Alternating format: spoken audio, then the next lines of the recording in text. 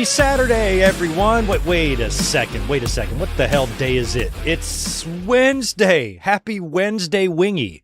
Have we ever done a Wednesday Wingy? I think not. I can't think of the last time I was up here for like a full-blown podcast on a Wednesday night ever. We've done plenty of Dynamite watch-alongs and Dynamite reviews, but never like a big podcast covering all sorts of subjects. That's what we're here to do tonight. You know why? Because I am so damn busy right now. My Saturdays are like jam-packed for the next couple of weeks.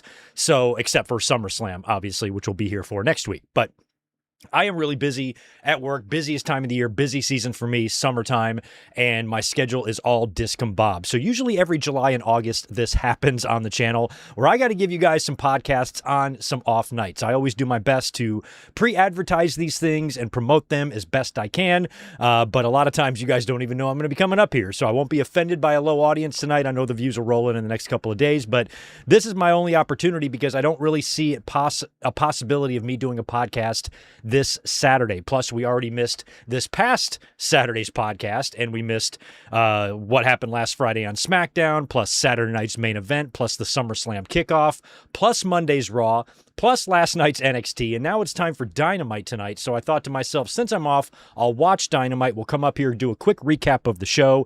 I even think we're going to try to squeeze in AEW Redemption predictions tonight as well, because I don't think I'll have time to get to them before Sunday. And then after that, we're going to get into some wrestling news. We're going to talk Bayley, Vince McMahon, Janelle Grant, Rhea Ripley, Sammy Guevara, a lot of stuff going on news-wise. We're going to recap and review all 5 episodes. That's right. I stayed up till 5 o'clock in the morning and watched all 5 episodes, or 4 anyway, of WWE Unreal and finished the final one up today. So I've got a nice review on that for you. Plus, we will preview the SummerSlam card and everything else that we missed this week. Raw is Bore, which was Monday night, and the craziness that went down on Saturday night's main event. Like I said, we're not going to do full reviews of all these shows or anything like that.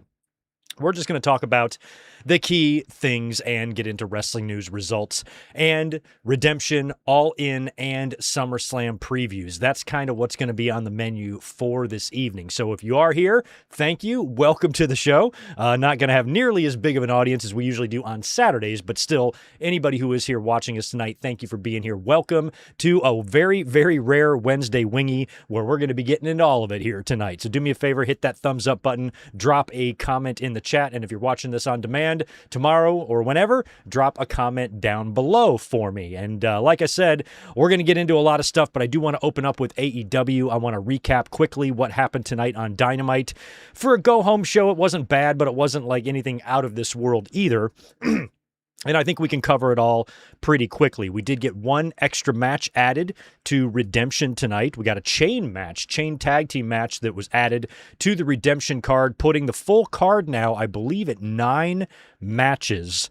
That's what I've got anyway. Hopefully I'm not missing one, but we'll roll through those and give our quick predictions on them after the Dynamite recap. And then once we do that, we're going to dive into the wrestling news, and we're going to start with Bayley. We got to talk about Bayley and what could be going on with her in WWE and potentially her leaving and jumping ship over to AEW later this year or next year. So that's going to be the big news story we're going to open up with, but we're also going to talk about Rhea Ripley being injured, and now they're going to crown an interim champion. An interim champion in WWE.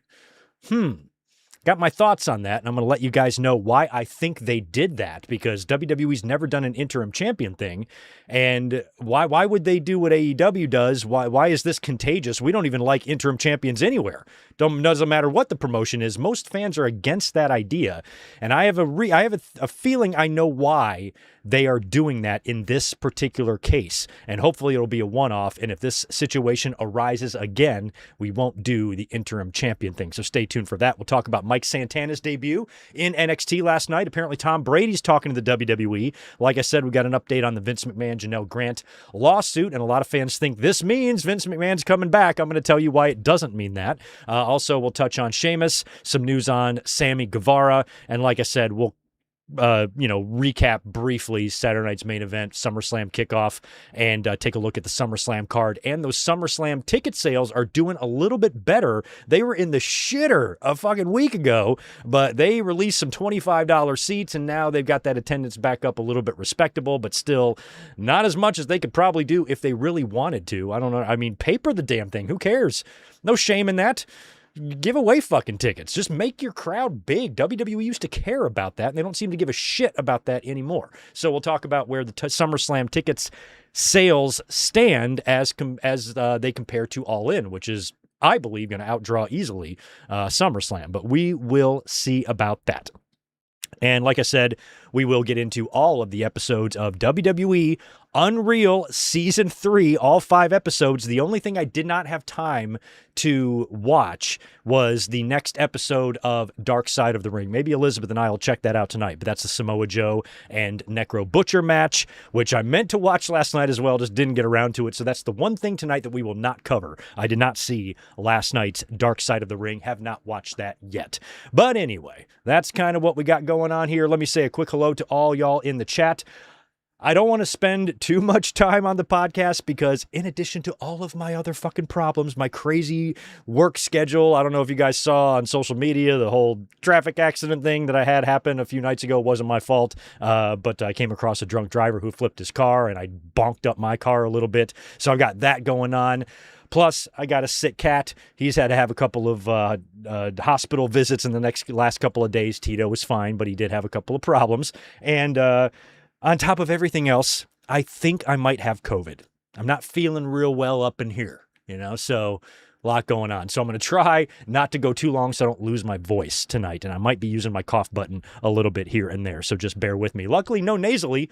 I don't sound like a stuffed up fucking idiot, but I don't feel great. And last time I felt like this, I had COVID. So I might go pick up a test tomorrow and see if I got the Rona. We will find out. But anyway, we are here. We are going to get through this one way or the other because I owe you guys a podcast. We weren't here on Saturday, and I hate when I can't be here on a Saturday. But I could tell during the week, I'm like, there's no fucking way I'm going to be able to do a podcast on Saturday. There's just no way. So we had to full-blown skip it.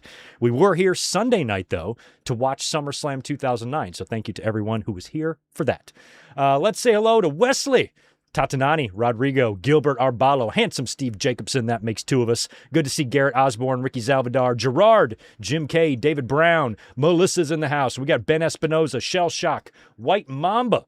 We also have Bonkers LFC. Good to see Trey in here as well.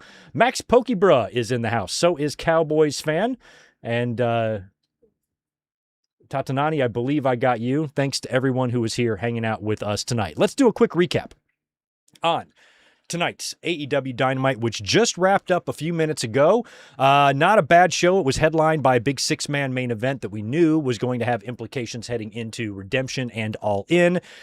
Jon Moxley was going to be teaming up with Will Ospreay and Kenny Omega. Of course, Ospreay and Kenny Omega, as of right now, are scheduled and slated to main event All In London later on in August. But first, Kenny has to get past Kevin Knight at Redemption, which I'm sure he will. And of course, there's a lot of stuff going on between these 3 guys, Moxley, Omega, and Ospreay. Ospreay joining up with the Death Riders, Omega not trusting them. And now Omega and Moxley had to try to coexist tonight in this main event. You knew what was going to happen. There was going to be some sort of a miscommunication, and these guys are going to be coming face to face. So kind of similar to what we're seeing in WWE right now with Cody and Punk.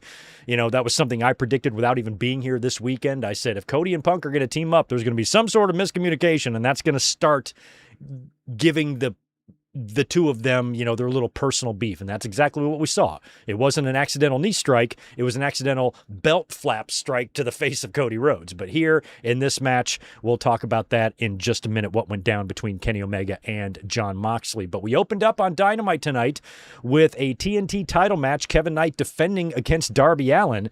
And at first I'm like, shit, they're not going to take the title off Kevin Knight and then have him lose to Kenny Omega in 6 days at Redemption, in 4 days at Redemption. Are they? But the more I started thinking about it, I'm like, Kevin Knight really needs to retain here, even if it's clean. I think he needs to win this match. Luckily, he did, but barely by the skin of his teeth, because this is a Darby Allin match, and if you want to, I guess, kick off a go-home Dynamite to a pay-per-view, you start with a Darby Allin and Kevin Knight match for the TNT Championship. And we were, 2.5 minutes in, to this match, and Darby is already standing on top of the ring post while Kevin Knight is kind of teetering on the little guardrail that's over by the timekeepers area. And Darby just does a top rope diving clothesline. We're literally 120 seconds into the match here, and he just decides we'll do that. So of course, it's your typical Darby match. He's flying around everywhere. Kevin Knight goes outside of the ring to grab the championship belt. Darby Allin takes it from him, but refuses to use it, tossing it out of there. And that allows Kevin Knight to capitalize on that, take Darby out, and then hits Darby with a big coast-to-coast move from the opposite corner. I don't know if he came in with a forearm or a kick or what it was, but he nailed him and then hit his UFO splash for the win, pinning Darby Allin and retaining the TNT championship. Immediately after that, Kyle Fletcher and Okada come out. Proto-Okada. They got a match up next against Brodito. So Fletcher and Okada are out there, I guess maybe sort of to upstage Kevin Knight a little bit, because there is a lot of competition and dissension and, little personal back and forths within the Callis family. So Knight did not seem to be too happy about the Callis family coming out there, but that would then lead to Okada and Fletcher having their match with Brodito, which was another fun one. That's the one thing I will say about this Dynamite and most Dynamites. This isn't going to stand out to me as an all-timer Dynamite by any means, but when it comes to some of these matches, Knight and Darby, Okada and Brodito, even Jay White and Clark Connors, we had a women's no DQ match tonight in the main event. Everything in the ring was very solid, which seems to always be the case with this company, even though, there's a big part of me that feels like AEW should be doing a better job of capitalizing on all the sour taste that WWE is putting in our mouths. You got a lot of fans really turned off at the stench of that corporate monster. And this is, if you're Tony Khan, where you want to pounce on that, and make a bunch of noise, and get fans watching. And it's not like they're doing a bad job. It's just I would be trying to seize this opportunity, but they've got their own agenda and their numbers are strong for them. Ratings-wise, ticket sale-wise, Tony Khan seems to be pretty pleased with how all of that is going. But, I also really think that, and of course, I don't know what the answer is, what exactly you would do, but if I'm seeing the big number one, the unbeatable giant, really turning a lot of fans off and maybe turning them off of wrestling completely, I want to try to gain some of those audience members over here. And I just feel like, this would be a perfect time for an NWO or some sort of big angle or some white hot babyface star that just gets obscenely over, Stone Cold Steve Austin level over. Those are once in a lifetime performers, so they don't grow on trees or anything like that. But it would be amazing to see if AEW was able to stumble across a Stone Cold or a Goldberg or somebody like that can really launch them and have a lot of fans saying, you know what, fuck this Disney bullshit. I'm watching these guys. But that's not really happening. It's still, they're very much tailored to their audience, which is me. So is fine with me. They're only catering to a niche audience. Well, I'm the niche, so what the fuck do I care? But, I feel like if they wanted to grasp more or gain more audience members, they do have a chance here. I just, unfortunately, I don't know exactly what you would do, but I would try to do something, you know what I mean? But anyway, all in all, still a really good Dynamite tonight. And this Okada Fletcher versus Brodito match was awesome. It's a match made for me. So it was a lot of fun because these are all got fucking badasses in there. Jesus Christ. We get, of course, we have Kyle Fletcher. He's going to be defending his international championship against Bandito at Redemption, so you could kind of sniff out the finish here. Tony Khan is very, very typical with this type of stuff, especially heading into a one-on-one match for a championship. He's not going to have Brodito beat Fletcher for the title, so he wants to Bandito beat Fletcher for the title, so he throws Bandito a bone here. 21 plex to Fletcher for the win. Brodito wins this tag team match. Kyle Fletcher pissed off at Kazuchika Okada. Okada yelling at him on the outside of the ring. Okada leaves, and the Callis family, the rest of the Callis family, or some of them anyway, come down to the ring. They threaten Brodito until Andrade comes out to even up the odds a little bit. And I think he's still hanging on to MJF's ring, right? So Mr. How You Know come out to run off the Callis family. That was pretty fun. Mick Foley was on the show tonight. He was here to moderate a face-to-face between Tekla and Willow Nightingale. They did this right out on the stage. And Tekla, who I just love, she disrespects Mick Foley. Willow, kind of sticks up for him. And Willow ends up calling Tekla a dumb bitch, which I think is Tekla's catchphrase. But, when I'm watching this, all I can think of when I look at Tekla is I don't want this woman to lose. And I don't mean at Redemption. I mean ever. Major Tekla fan over here, this bald guy. She is just tremendous. And of course, I love Willow. I love this gorgeous pro wrestler known as Willow Nightingale. She is the greatest. But Tekla, since she's come on the scene, I just think that she adds so much to the women's division. Willow has been there. We know what she can do. We know she's not only TBS championship, but world championship material or world champion material. And I think there's a really good chance that she does unseat Tekla at Redemption so they can do the big Willow and Mercedes match because of the history between those two. I want to see Tekla and Mercedes. I think that would just be a super fun match. They would still have a whole month to build that issue, but maybe they want to hold off on that. I don't know, but I'm still hoping that Tekla beats Willow. But if you do Willow and Mercedes, then you've got the heel and the babyface thing, where Tekla, it's heel, and I don't know how that works. So unfortunately, I'm probably not going to get that match, but I'm really hoping that I do. Eventually, Tekla winds up, I just ranted on this a couple of podcasts ago. Tekla microphone bonks Willow and takes her down. And Willow winds up fighting back. And by this point, the brawl has spilled into the ring. And Willow pounces Tekla right out of the ring and kind of stands tall. So that looks good for your math there. Like if I'm hoping that Tekla retains the title, Willow got the last laugh tonight. Now, it wasn't the stand over the corpse and hold the belt up last laugh, which is a surefire way to say you're going to lose. But it might be close. So I think based on how this segment went tonight with Foley, that maybe there is a chance that Tekla actually will retain. But I feel like the writing is on the wall there for Willow because she was injured and then forfeited the TBS only to come back like the same day the fucking new champion was crowned. And, it started making you wonder if they faked this to get the TBS title off of her in order to put the world title on her so she can face Mercedes. They don't want her to take a loss before she drops the title to Mercedes. That was my thinking on that. But then that would also mean that Willow is a transitional champion. She's held the TBS a couple of times, but she's never held the world championship. So I would hate for Willow's first title run to be transitional. If she's going to win the title for the first time, I think they should get behind her. But I think this is going to be Mercedes' belt to win at All In. So based on how this went, I'm hopeful that Tekla actually picks up the win at Redemption. We'll talk about that later. Jay White back in the ring. My God, so good to see him. I love the Bang Bang Gang. I'm not lying when I say they're my favorite faction. Like they legitimately are. Think about all the other factions in wrestling. Think about WWE, the Vision, which is a mess. The fucking Judgment Day, which has just been Danhausen's bitch. The Bloodline that we're all fucking sick of. And then on AEW, I like the Death Riders, and, I like, what are the other ones? There's another one. I like them too. Oh, Callus. I like the Callus, but they're not my favorite. Bang Bang Gang is my favorite. They're awesome.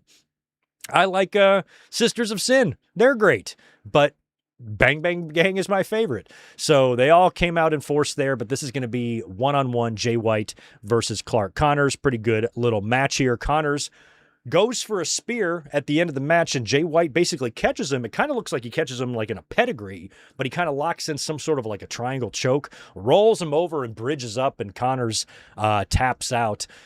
Finlay shows up with the shillelagh, and I always laugh when a shillelagh makes an appearance in wrestling, and I have to write my notes about it because I have my own way of how shillelagh is spelled, and I'm not going to change. But Finlay shows up with the shillelagh, but the Bang Bang Gang run him off and make the save for Jay White. Later, Juice Robinson would cut a promo in the back in only how Juice Robinson can do, crazy, and he proposes a double chain or a chain tag team match. Jay White and Juice Robinson versus the Dogs. He wants to chain the Dogs up at Redemption, challenges them to a chain match. I'm down. I'm down. As a matter of fact, I'm pretty sure I'm literally down with anything Juice Robinson ever proposes. Whatever he wants to do, I'm in. I can pretty much guarantee that. By the way, all the best to him and Toni Storm. I miss her a lot.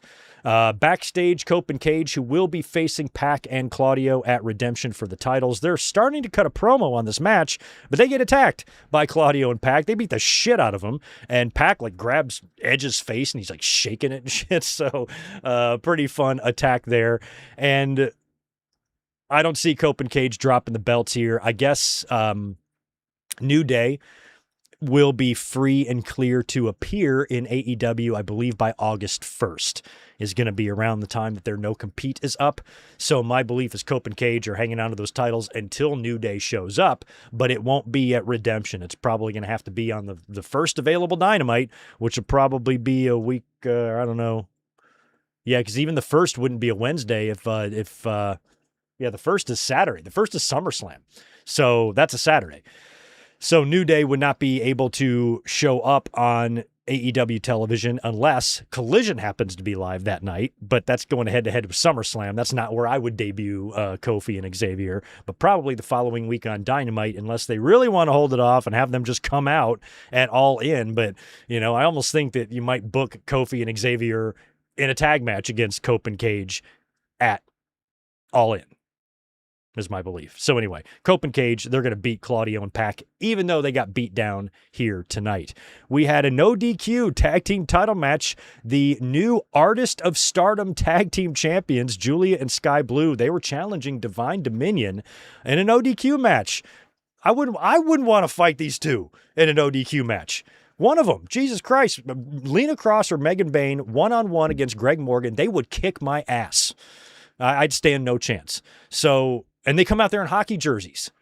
So we got all sorts of weapons in there. Poor Sky Blue gets busted open bad. And she would go on to take a choke slam. I think Megan Bayne choke slams her off the top rope through the table on the floor like just a sick bump, like a thud of a bump. And the camera, got a close-up of her face, and she definitely got her bell rung, in addition to bleeding. But prior to that, they had all four belts in the ring. Sky and Julia had theirs, and Lena and Megan had theirs. And Dominion gets double DDT'd on both the belts after a couple of reversals there. That's when Sky Blue gets chokeslammed through the table. And then we get a double chokey to Julia Hart for the win. So Lena and Megan, these two humongous women, pick up little Julia Hart, lift her up in a double chokey, slam to the ground, gnar slam for the win, and retain the titles. I'm happy about that. I did not want to see Sky and Julia win the tags here. I think I'm worried that part of the reason why they won those titles in Stardom is to keep championship gold within that faction, because Tekla might be dropping the belt to Willow. That was my belief. So glad to see that Divine Dominion held onto the belts here. I don't see any reason for them to lose the belts anytime soon. Like, who's really on the radar right now that would take them down? I think the only people that could take Divine Dominion down would just be two randos that you put together, two women, and I don't really want to see that. So I would have them hold on to the tag team titles and have a long run until a team came around badass enough to take them down. And, like, for example, if Tekla drops the, title or something, maybe she could team up with someone fun, and not Julia or Sky, but I don't know, somebody else. I don't know, but I feel like I'm in no rush to see Divine Dominion drop the belts, because I don't know who's badass enough to beat them. You know what I mean? And then finally, tonight on Dynamite in the main event, like I said, Kenny Omega, Jon Moxley, and Will Ospreay, they teamed up to take on Brian Cage, Jake Doyle, and Hechicero. Great to see Jake and Brian in a main event. My fan has somehow shut off. Great to see those guys in a main event, but for me, a lot of this was hinging on just waiting for there to be some sort of a miscommunication in this match. 1 second, I'm going to turn my fan on.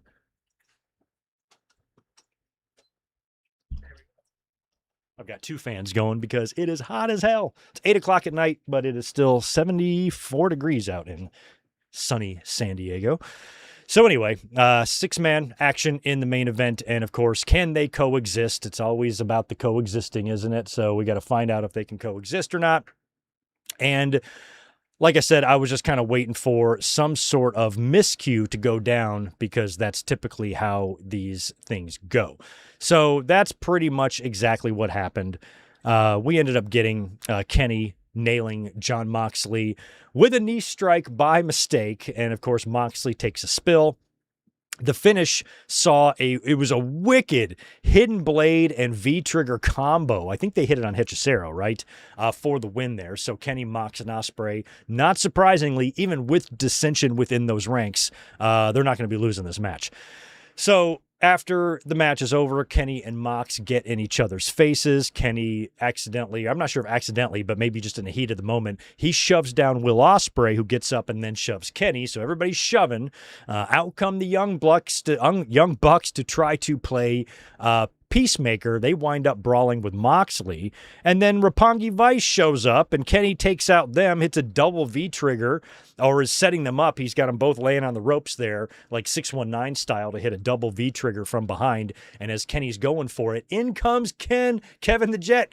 He runs and over the top rope, takes out Kenny Omega, and opens him up with the belt, and then grabs him and basically holds him while holding both championships to close the show. So there is your absolute guarantee that Kenny Omega will be retaining at Redemption. No big surprise there. But based on how a couple of these matches went tonight, the Protocata and Brodito match, that's the same thing. With the way Fletcher got beat, I'm like, well, he's going to beat Bandito. And same thing here. Like, Kevin Knight kind of gets the last laugh on Kenny Omega there, and, Kenny's going to retain. And people have had a lot of things to say about Redemption. What the fuck is the point of this pay-per-view? It's just a glorified Dynamite, and they're right. I mean, it is. I mean, it's a good card. I'm going to pay $40 for it. At least I think I am. By the way, my plan is to be here this Sunday, but one of my best friends, it's their baby shower.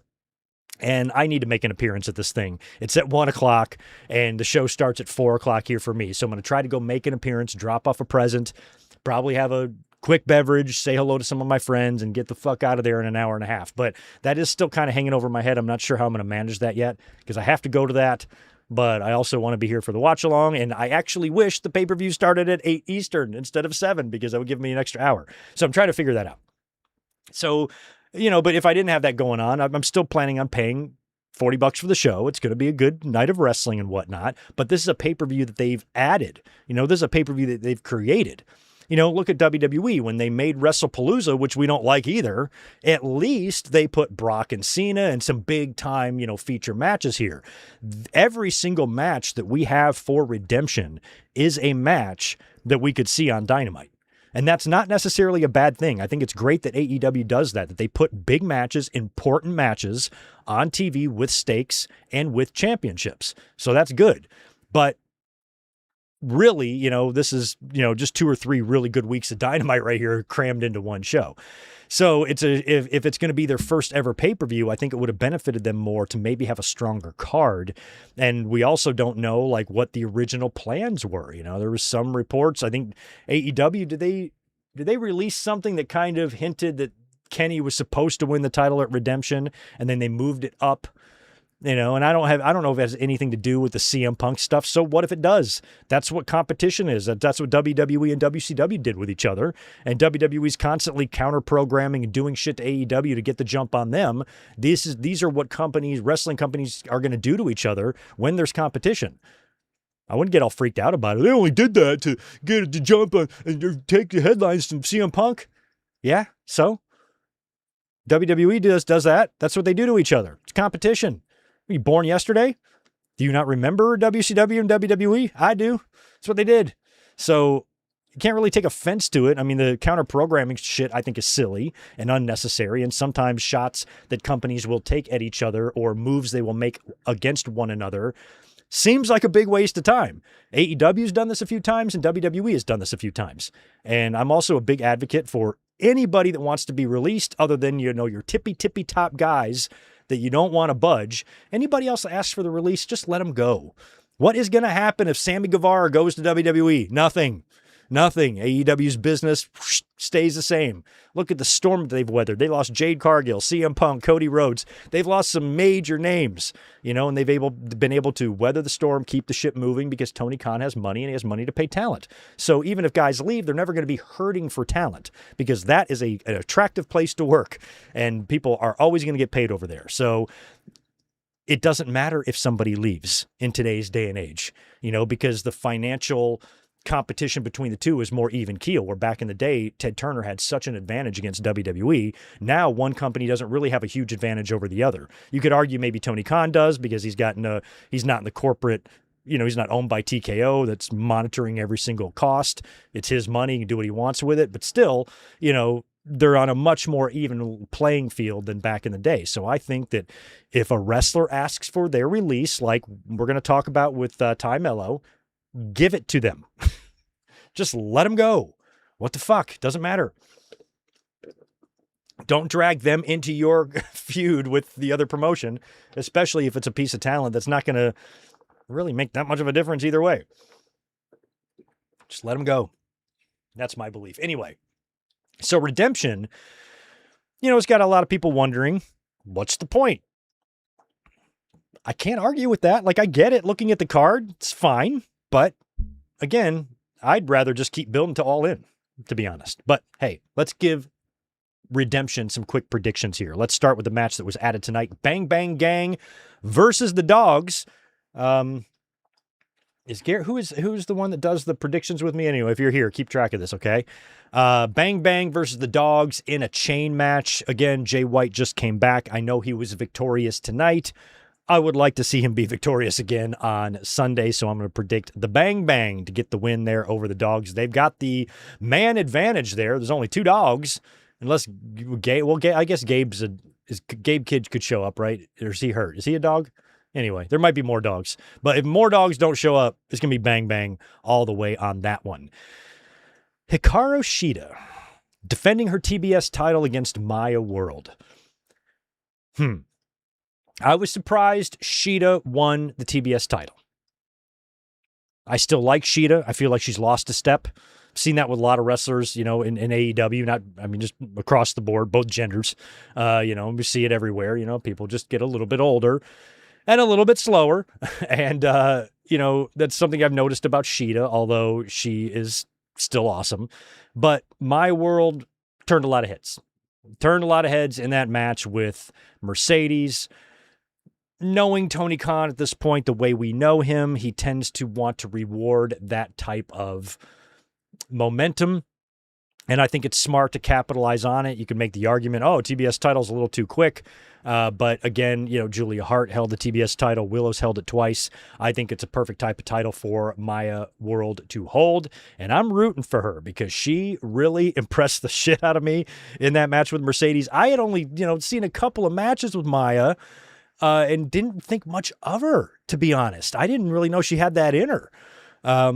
I've been watching like other women that have been catching my eye, like Queen Aminata, comes to mind.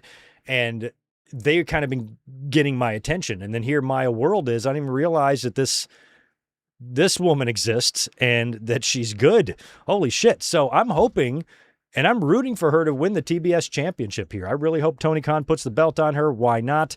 This title, does tend to have a hot tater nature to it.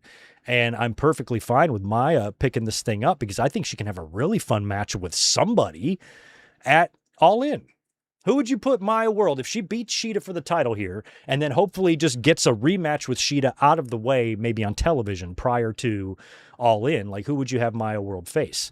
I think the options look better with her as champion than Shida going into All In. Because with Maya, you're like, oh, what about her and her? Her and this woman, her and this one. Where Shida, she's wrestled a lot of women, and I don't know if everybody feels the same way about Shida that I do, even though I like her, wouldn't want to say anything bad about her. It's just she's not doing anything for me right now. So where Maya World is, that's why I'm kind of Team Maya on this one. Will Ospreay and Jon Moxley versus the Young Bucks. I got to go Ospreay and Mox here. I think they're going to remain a unit at least until you get to All In, and then after All In and after Ospreay wins the title, assumingly, he'll go on to face Jon Moxley, probably for the belt at, what is it? What's the one in September? Not World's End. It's something else. Wrestle Dream. That's what it is. Also at Redemption, we've got Cope and Cage versus Claudio and Pac. Talked about that one a little while ago. Claudio and Pac, have no chance. Cope and Cage will retain the titles there. Kyle Fletcher defending his international championship against Bandito. I'm so sorry I forgot to put the Redemption logo up there. Anyway, Fletcher defending his international title against Bandito. Like I said, he got pinned tonight by Bandito, so I believe he will retain the international championship and beat Bandito at Redemption. There could be some callous stuff going on. Okada could come and fuck with this match. Andrade could do the same thing, but I believe Fletcher will retain the international championship. We got the Painmaker. Chris Jericho resurrecting the Painmaker gimmick to face Tommaso Ciampa. And shit, I didn't write down the stip, but I believe it's either a no disqualification or a falls count anywhere. I don't have it written down. Let me know what the stip is, but it's something gnarly. So Ciampa and Painmaker. I want Ciampa to win, but I think the Painmaker will. I'm going to go Painmaker for the win there. Mark Davis is going to be defending his national championship against Andrade. I got to give Andrade the win here. Let's put some gold on Andrade's waist. I'm going to go with Andrade, although I do think the Callis family or maybe even MJF could come out here and affect this match, because I still think we're going to get, if MJF's healthy enough, we get Andrade and maybe MJF at Grand Slam. So I'm going to go Andrade to pick up some gold here.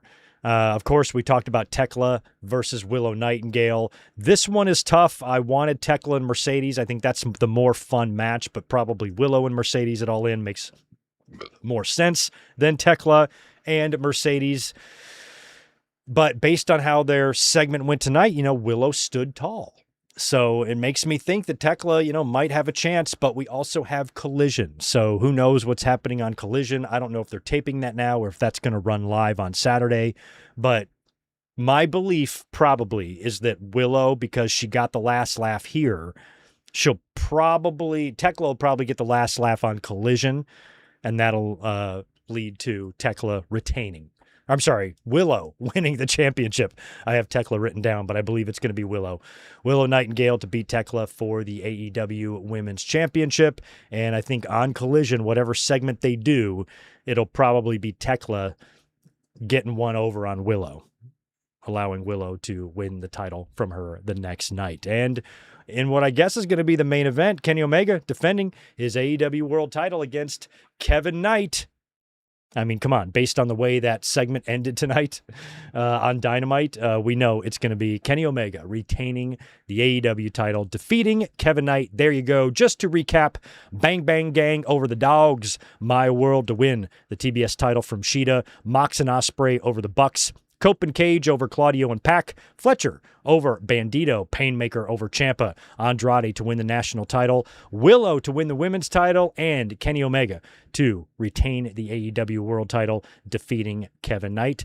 There you go. So that takes care mostly of our AEW portion of this podcast. We are going to be talking a little bit more about them later on when we talk about Sammy Guevara. But now we got to get into some wrestling news. Let's start with our friend Bayley. Bayley, of course, as we saw on Saturday night's main event in a hell of a match with Lyra Valkyria, she got choked out. Ref stoppage. Lyra, who got a bloody nose in that match, really brutal match between these two women. And after Lyra beat Bayley, she took her out with a Nightwing on the steps on the outside of the ring. This has led to speculation that Bayley was written off TV. We don't know. I've been talking about Bayley jumping ship to AEW for over a year. She just feels like the most likely big star to make a jump one side or the other. We've seen a lot of little jumps, but one of the next big ones, most recognizable name type of ones to jump is going to be Bayley, because she's just too tight with Mercedes. Bayley has gone to AEW shows with WWE's blessing to watch her friend, to support her friend. Bayley's different. She's not like all them other girls. She's cool.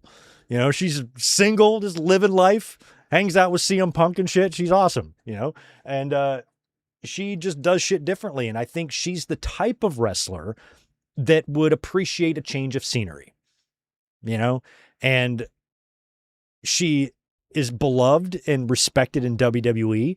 To me, it would be nothing but business. She would leave WWE on completely good terms and would probably go back there one day. But I think she's, you know, to go work with her friends now. She's been in WWE all these years. Now you got a chance to switch sides, make some money, have an easier schedule, not have to go to fucking Saudi Arabia 3 times a year, and you get to hang out and work pretty much side by side or against your best friend in the business. She's homies with Statlander. They hang out.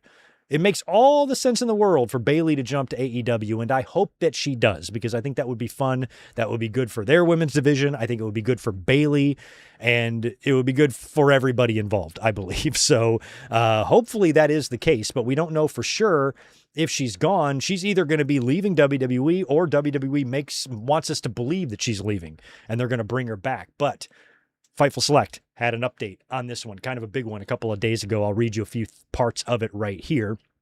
And I quote, "Nobody in WWE could confirm that Bayley is off WWE TV for the time being, but her contract situation has been a point of discussion and speculation in both WWE and AEW for some time. The expectation is that Bayley's deal is up by the end of the year unless injury time is added. A specific date isn't confirmed, but sources claimed that as of now, Bayley has not signed a new WWE contract.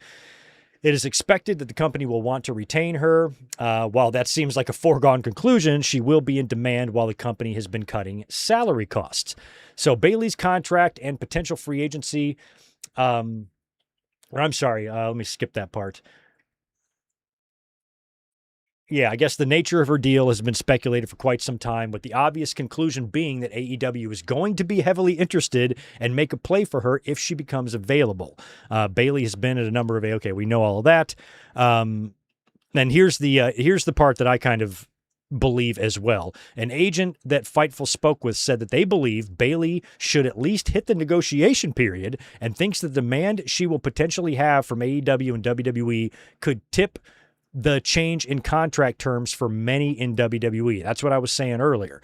As of this point, most WWE contracts do not have guaranteed years or no cut deals in them, and the agent we spoke to believed that she could be a person who could possibly set that standard after many deals were cut midway through with millions of dollars left on the table. And that's very interesting. That's what I said about the next big star. If you don't think Bayley is a big star, she is. That girl's line at her signings is going to be huge when she's on the road with AEW. I mean, even with the name change and whatnot. So that's what I believe. I believe she should try to negotiate with WWE just to see what they are willing to give her. And she may have a set of things that will keep her there. There might be some things that she wants that will keep her there. Maybe that's a no cut or whatever. But, you know, I'm hoping that a lot of people are like, yeah, girl, change some things for us. You know, WWE especially, you know, the percentage that they pay their talent is just like slightly above UFC. It's pretty pathetic. So, you know, if she's got a chance here to squeeze a little money out of these TKO fucking pigs, then hell yes, do it and change, you know, the future for a lot of these talents. Because if I'm any sort of a big star, I am absolutely putting a no cut in my, like if I'm a Cody Rhodes or a Punk or a Roman Reigns or a Randy Orton and saying, look, this is what I want. I want no cut and I want to be able to leave whenever I want. And you'll meet that, or I'm going to go work for the guy in Florida. That's how you get shit done. That's why competition is good. So I'm hoping that Bayley does make the jump. I think that would be fun. There's no reason to keep her in WWE. She doesn't do a whole lot there. You know, she hasn't had a huge role there in a while. She won the Rumble a couple of years ago, but, you know, really, I think she could have more fun in a change of scenery. Go there for 3 to 5 years and then head back to WWE, another little mini contract, retire, Hall of Fame, whole deal, you know, whatever. But in terms of her contract, I just hope Bayley gets what she wants. I hope she goes where she wants to go. And if staying in WWE is truly what she wants in her heart of hearts, but she's not going to stay there unless she gets some things guaranteed, then, you know, I wish her the best in that too. But when it comes to people's careers, as long as they are happy, that's all I want for them. But as a fan, I think I'd be happier seeing her in AEW. But if she's happier in WWE, then please, by all means, stay there. So all the best to Bayley. We love you. Speaking of people we love, Rhea Ripley, unfortunately, has to relinquish sort of the women's championship. WWE announced that at SummerSlam, due to Rhea Ripley's injury and her not being able to be cleared to compete at the show, they're going to crown an interim world champion in a 5-woman ladder match at SummerSlam. They've been qualifying for this thing. I even have the qualifiers written down somewhere. Let me go find them. So far, it's Tiffany, Jade, Charlotte, and Nia Jax with one more to be qualified. I guess that'll happen on Raw probably, right? So Ripley was not able to be cleared. She's been out for a while. We've been wondering what the deal is with her. She, at the Power Slap interview that she had a week or two ago, she mentioned her meniscus and they're monitoring it and it's just taken a while and that type of thing. So looks like she's not going to be able to come back. So WWE announced that they're crowning an interim champion. Now, they've never done an interim champion before. This is the first time they've done that. Now, AEW has done it a couple of times. You know, CM Punk, wore the X because he never lost the title. And then there was interim champions with him in the Moxley thing. And they've done it in the women's division a couple of times. And I always was like, what's the point of that? How can there be an interim champion? There's already a champion. So an interim champion, I wouldn't want to be one. You know what I mean? Like, I wouldn't even want to, if I was a wrestler, I wouldn't want to be an interim champion. I saw so many people, as soon as this announcement was made, the number one name that I saw the most on social media was JC Jane. Oh, this should be JC Jane. Give it to JC Jane. And then apparently she didn't qualify and everybody was freaking out. I'm like, if I'm JC Jane, I do not want my first world title victory to be an interim victory. And I don't think WWE wants that for her either. So just settle down, Sparky. She's going to win a world championship. You don't want it to be here. Be patient. Well, impatient little fuckers. But my God, JC Jane, JC Jane, JC Jane. I'm like, no, not JC Jane. If you like JC Jane, you don't want her to win this title. Why do I think the opposite of everybody else? So I'm like, no. JC Jane, I want her to have a moment, not some interim bullshit. But then you got to ask yourself, why are they even doing an interim champion? And then all weekend long, when I was busy as hell, by the way, I'm scrolling through social media on any downtime I seem to have. And the only thing I'm seeing on Twitter is everything going on at Fanatics Fest. Of course, everybody's making their little wrestler entrances, which I find cringe as all hell. If I was 8 years old, I might do that, or I would actually probably enjoy doing that. But as an adult, I would feel like the biggest fucking dork. And you had like Tom Brady and Kevin Hart and all these celebrities. I think the funniest one was John Cena, who took like 6 minutes to go 12 feet down the ramp, which was pretty funny. But all that shit's going on at Fanatics Fest, right? What else is going on at Fanatics Fest? Photo shoots.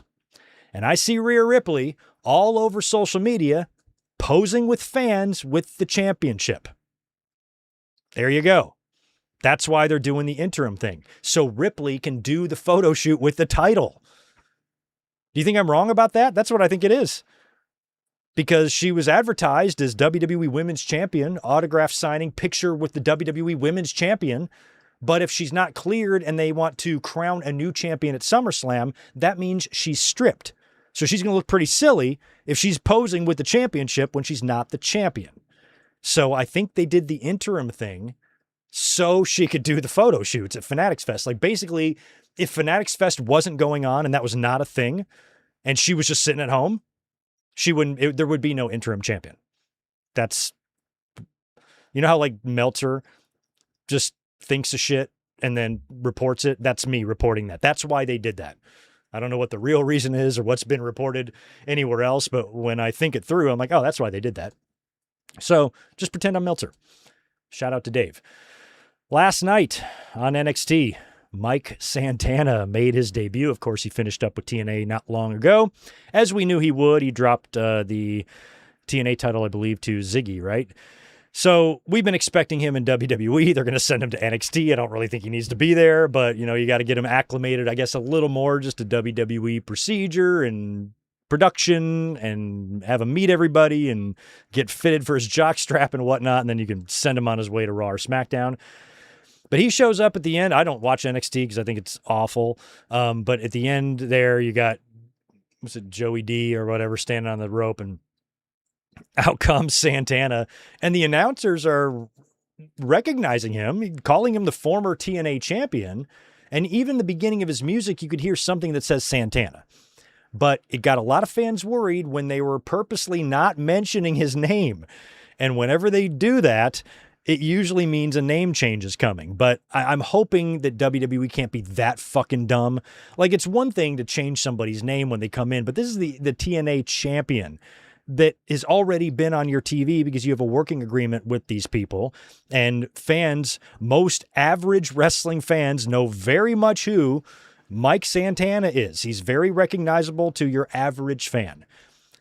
You got Jordan Grace, you didn't change her name, and some other people from TNA that you did the same with. Why are you going to change his name? So my hope is that he's just going to be going by Santana. And that's fine.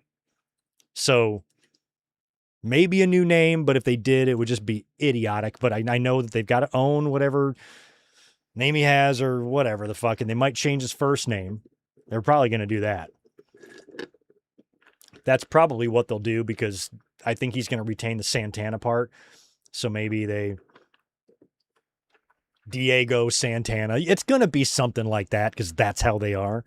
But anyway, let's hope at least the Santana part of Santana's name stays there. Welcome to WWE. All the best to you. We're big Santana fans on this channel.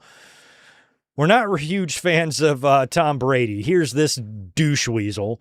Apparently, he's in talks with WWE. Now, we've been hearing this for a while because he's kind of been beefing with Logan Paul. They had another little pinch fight at the Fanatics Fest. I think he slapped Logan Paul. There's probably going to be some sort of a match here in the future. Unfortunately, WrestleMania is in Saudi Arabia next year because I could definitely see Tom Brady opposite Logan Paul in a tag team match. But that's like a Mania match type of thing. And Tom Brady, I mean, this is what WWE loves to do. It's always been a thing with them. I mean, Lawrence Taylor headlined a WrestleMania. So, you know, when you see all that New York Knicks bullshit on Saturday night's main event and now Tom Brady and all this other stuff that they do, they've really always done that. Vince McMahon used to have a huge hard-on for any sort of outside attention that he would get from celebrities or TV shows or anything like that. And they'd be bringing in all sorts of people, fucking Leslie Nielsen and shit. So it's not like this is anything new. But now we're probably going to get a Tom Brady match, which, you know, when it comes to celebrities or athletes, he literally is the greatest of all time. I don't like him. I don't like his dumb hair, but he is kind of the greatest of all time. He had his Super Bowl rings had to spill over into the other hand. Jesus Christ, man. So he ain't a bad looking feller either. So yeah, he's kind of got it all. And he's going to go down. Nobody's going to do what he did statistically, I don't think, in the NFL ever again. So that's a pretty big get. You know, Michael Jordan never had a WWE match. So Tom Brady is probably the next best thing. He'll be the biggest sports star to ever do something in the ring. And Shaquille O'Neal has been in the ring. I mean, WWE's had some sports stars in the ring. Plenty of them. Plenty of pro athletes have gotten in a WWE ring. But in terms of, I mean, Super Bowl winners, World Series winners, NBA champions, everything. But when it comes to the most decorated, Tom Brady is it. So you can't really blame them for wanting to maybe do something with him. If he has a match, that's going to be a fuck ton of publicity for them because every news outlet's going to be talking about Tom Brady having a wrestling match. So you can kind of understand why they're doing that. And I believe it will happen. And if they are able to work something out with him, then they're probably going to want to get something done in principle by SummerSlam so he can do some sort of an appearance or maybe a run-in. And then you save the match for down the road, but maybe you plant the seed at SummerSlam. So maybe Tom Brady shows up and does something. We will see. Here's some fun news. Not really surprising news. We kind of already knew this, but an update in the Vince McMahon Janelle Grant case. This takes one step closer to being done with because this is according to Post Wrestling, who I follow almost exclusively when it comes to this story. A joint status report was filed by Ann Callis in the U.S. District Court of Connecticut on Monday, stating that her client, along with defendants Vince McMahon and World Wrestling Entertainment, have agreed in writing to go to arbitration over the dispute. Further, Grant will file a stipulation of voluntarily dismissal with prejudice, meaning it will be permanently closed and cannot be revisited within 5 days to dismiss the suit in its entirety. It will require the approval of the judge before the suit is dismissed and moved to arbitration. So this lawsuit, don't forget the Ring Boy shit and the shareholder lawsuit are still ongoing, both of them. This one is now going to come to a close. And I really wish that Janelle was able to get her day in court and for the details of this horrific pig to come out for everyone to hear. But this is not my fight. It's hers. I hope that she finds peace here with this decision, because we do know that usually in these type of situations, when these suits are voluntarily moved to arbitration, that usually means one thing: settlement. And I'm hoping that Janelle Grant is getting a fuck ton of it from him. Now that's that's the only saving grace here, really. You know, like, say, if you want us to dismiss this, you know, hopefully she had a price, and hopefully that price was into the hundreds of millions. I hope it was. Hopefully one day we'll find out. I don't know if this has to be publicly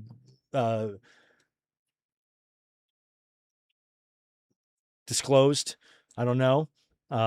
But this one at least is going to be put behind Vince McMahon, and he's going to, while I'm sure having to pay a pretty penny to keep this stuff private, because, you know, if it comes out, if we learn that he paid some obscene amount of money to Janelle Grant, that's not something an innocent person does. So the people out there that still believe that this fucking idiot is some sort of a wrestling god and, you know, is a stand-up guy and whatnot, just stop. You know, just stop. He's literally paying this woman just a stupid amount of money just so the majority of the gnarly details don't come out in court for the world to see and hear and read. We already read enough in that initial 60-something page lawsuit that damn near, you know, put me into therapy. So to hear any more would have been probably torture for Janelle Grant, who's been through a lot. And I just hope that she's getting the deal that's going to make her happy.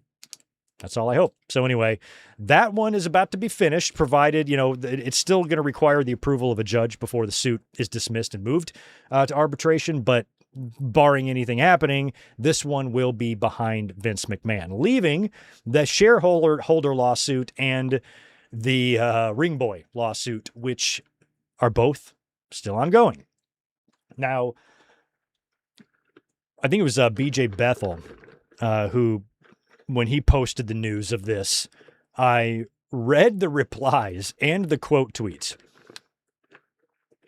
And I am not shitting you. 99% of every single reply was the same thing. He'll be back in 2 weeks. Vince McMahon is coming back.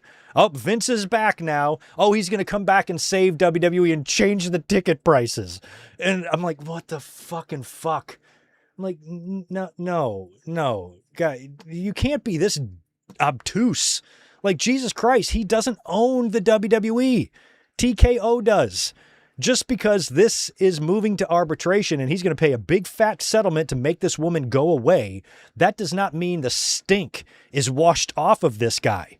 If WWE does bring him back into a major corporate role, that is going to be reported on by the media, including their own media partner. ESPN is going to be forced to draw attention once again to all of the sins of Vince McMahon. And they're going to talk about why he's coming back, because the sex trafficking lawsuit was dismissed. He paid her off to shut her up. So now he gets to come back. Yeah, that's going to look real great. And so many people were of this belief that he can just walk back into this company that doesn't want him. He is a crusty, old, 80-year-old voice gargling. He's like just a gargling fucking gargoyle monster who offers nothing. He's just obscenely out of touch and has been for 30 or 40 years now. And he cannot wield the power that he had before. Sure, we can't predict the future. There's an excellent chance they will parade him out there one day. There's an excellent chance they will put him in the Hall of Fame.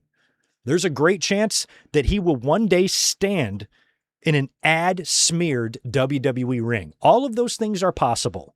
What is not possible is for Vince McMahon to hold the job or position that he had before and muscle out Triple H and just start making all of the creative decisions now.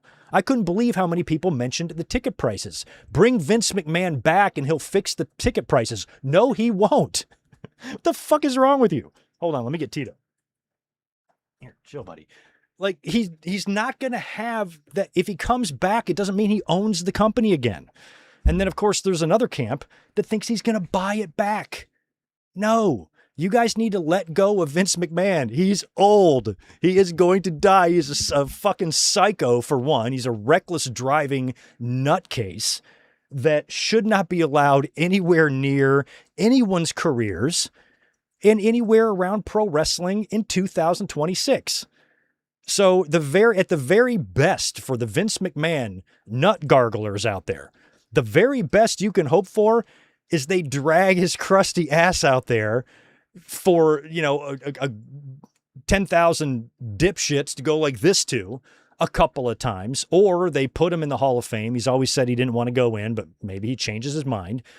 Or, just to maybe bring him out there for some big fucking milestone, or bring him out there in Madison Square Garden or something. Maybe next time you do a Saturday night's main event in the Garden, if there's any left on the NBC contract, you promote it around, Vince being there, more like to honor his family, his dad, and the legacies of McMahon's that have promoted there. I think that would be a good way to do it from a company standpoint that might not ruffle as many feathers. Oh, but it's for the family. He's more there for his dad, that type of thing. Like, if they do something like that, sure, I can definitely see that happening one day. But when people are like, he's influencing creative, how? Why would they listen to him? That makes no sense. Like if Vince McMahon is telling Triple H what to do, fuck you, Dad. You're not my boss. They're my boss. You can't do shit to me. What can you do to me? Not invite me over to your crazy house with a big picture of yourself over your couch? Ooh, sorry, darn. Can't go to Grandpa Vince's house. Like, what the fuck? Like, I don't believe he has any input. He still has his yes men there, like Bruce and whatnot. But, they got their own problems. They're working for TKO and they got their own shit to worry about. At this point, I don't know why anybody would do the bidding of Vince McMahon. He's got the same type of stupidity that Trump has, that a lot of people around him have to deal with, that just complete idiocy. But there's no reason to fear Vince McMahon. That's not the case with the president, but with Vince, I'm like, why would you allow him to even have input? Fuck you, Vince.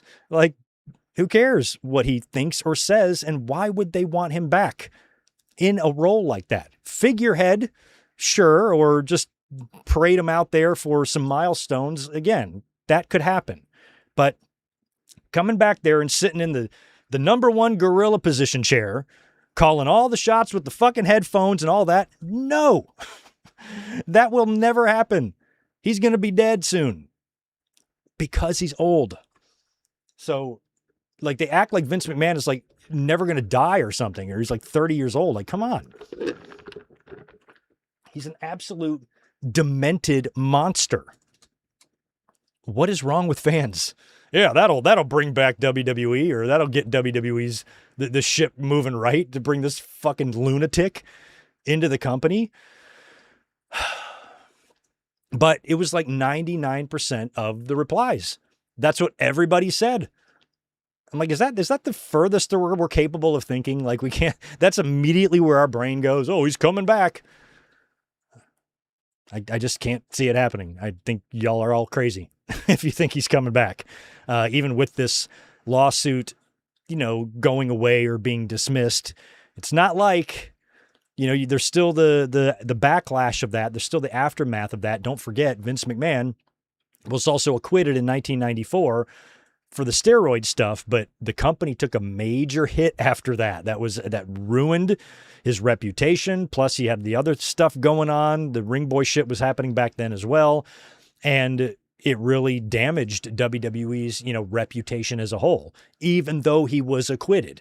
And in this case, there's no acquittal to be had. This is moved to arbitration in a civil case, but still he's going to have it doesn't make it go away. Doesn't mean he's innocent. It means he's guilty because he's paying her. So none of this looks good for him. I mean, it's good news for him and his camp because they don't have to, have all of this made public in court. But, at the same time, it's not like people are just going to forget that this was a story either. So bringing Vince McMahon back draws attention to that, which is not what TKO is going to want. Now, if you want to wait a couple of years for the other two lawsuits to finish, and then wait a little bit more time for the smoke to clear there, get fans' minds on other things, and then you bring an 85-year-old Vince out there. Now he's just a trembly fucking mess. And, maybe it's like, okay, no harm done. He's just sitting there in his little chair. Who cares? But, I mean, to me, that's the best you can hope for. I'd be really surprised if, Vince is doing this walk at WrestleMania 43 in Saudi Arabia. I just can't see it happening. But you never know. I'm not dying on that hill. He may very well, show up. But in terms of being number one guy in charge, head bitch in charge, never again. Get that out of your head. Let's see. Sheamus. Of course, he left or is leaving WWE. Word is that he kind of rejected a restructured deal. And so it's unclear if whether or not he was immediately released and he's serving a 90-day, or there is a termination period or something like that. But either way, it sounds like the date that Sheamus is going to be available to appear for another promotion is going to be October 1st. So we'll see if he just shows right up in AEW, or, maybe he hits Japan first, but it looks like it's going to take until October for us to see Sheamus somewhere else. Speaking of possible departures, Sammy Guevara has removed all AEW mentions from his social media bio. People picked up on this. Brian Alvarez also reported that apparently Ty Mello asked for her release back in 2005, and it was denied. Now, this goes back to what I was saying earlier about both companies. Like, when it comes to a talent, and Ty Mello and Sammy Guevara are great talents, don't get me wrong, but it doesn't really matter where they work. The companies are, everything's going to kind of remain the same. So when it comes to talents like that, just release them if they want to go. Just let them go. Sammy Guevara hasn't been used a lot in the last few years on Dynamite, despite being a pillar of AEW or an early pillar. Now, he also had some behavioral issues. He was in a couple of backstage fights. I think Rusev and Andrade both slapped him around a little bit. And he's been known to like rub people the wrong way, but I've met Sammy. I thought he was nice as shit. Plus, he's a damn good fucking athlete too, and so is Ty Mello.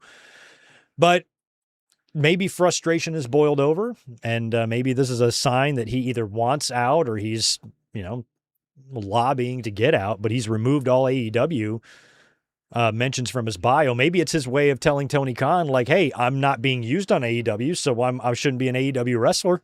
Maybe he's just trying to be a dick to maybe expedite a release a little faster, in which case I can't blame him if that's what he wants to do. So, it could just be something like that, where he's still under contract with a couple of years left, but he hasn't been used on Dynamite in years. And so he's just removing AEW from his bio because nobody sees me there. So I'm just going to remove it. Maybe that's just the little play he's making. I don't know. Whatever the case is, I really hope that Sammy and Ty Mello get what they want. Because of course this is all hearsay. This is just what we're reading on the World Wide Webs there.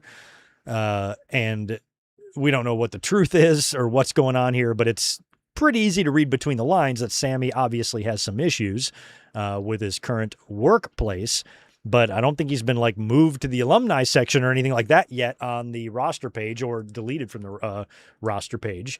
So he's still there, but might be unhappy. And that's something that's pretty common. I mean, I pretty much think that year round, round the clock, a handful of talent in both companies are disgruntled or unhappy with how they're used, how they're pushed, lack of TV time, whatever.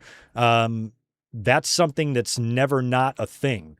And right now, Sammy and Ty Mello are going through it, and that sucks because I like them. Now, of course, Sammy also had the Sasha Banks comments from years ago, which was really tough to recover from. And she's been in the company for a couple of years, but I don't think we've ever seen them like on the same show. I don't know if they've had a backstage conversation or if the Beast Mortos kicked the shit out of him or what the fuck. I don't know. But I hope that all of that is no longer an issue either. But he has some stuff going on, so we don't know the full story. But I hope Sammy and Mello get what they're looking for in that. All right, let's pivot real quick to Saturday night's main event from Saturday. I was not here to watch this show. It was headlined, of course, at least in the ring, by a big tag team match, Cody Rhodes and CM Punk versus Sami Zayn and Gunther. And this one was pretty easy to predict. I even put on Twitter, I think on Friday, because I wasn't going to be home to watch Saturday night's main event or to do the podcast last week. And so I had said that what I'm guessing is that Nick Aldis is going to cost the heels the match, allowing Cody and Punk to get the win, and that will set up Aldis and Gunther at SummerSlam. And that is exactly how it went. Gunther was, I guess, leaning on the rope or whatever the fuck happened, and Aldis was out there and smacked Gunther in the face with the belt, and I think Cody hit him with the crossroads. Somebody pointed out that Cody Rhodes has 4 pinfall victories over Gunther. That is crazy. Diabolical, if you will. But Punk and Cody get the win at the hands of Nick Aldis and his assistants. And of course, Gunther is furious, and they would set up something the following day. But then as Punk and Cody are celebrating, now I was expecting all throughout the match there to be miscommunication because that's how these things go. But everything went fine. And as they're celebrating and Punk walks away, he puts the belt over his shoulder. But when he does that, the strap of the belt comes and smacks Cody right in his face. It was pretty well done because it looked like an accident. And they catch up with him backstage. Happens to be a camera there, and they kind of get in each other's faces a little bit. So that's going to be the spark there that's going to ignite the heat. And I'm still hoping that we get some sort of a heel turn here, because with Punk and Cody, I was looking forward to this match, but right now they're a little bit too friendly. And which night do you think this is going to be on?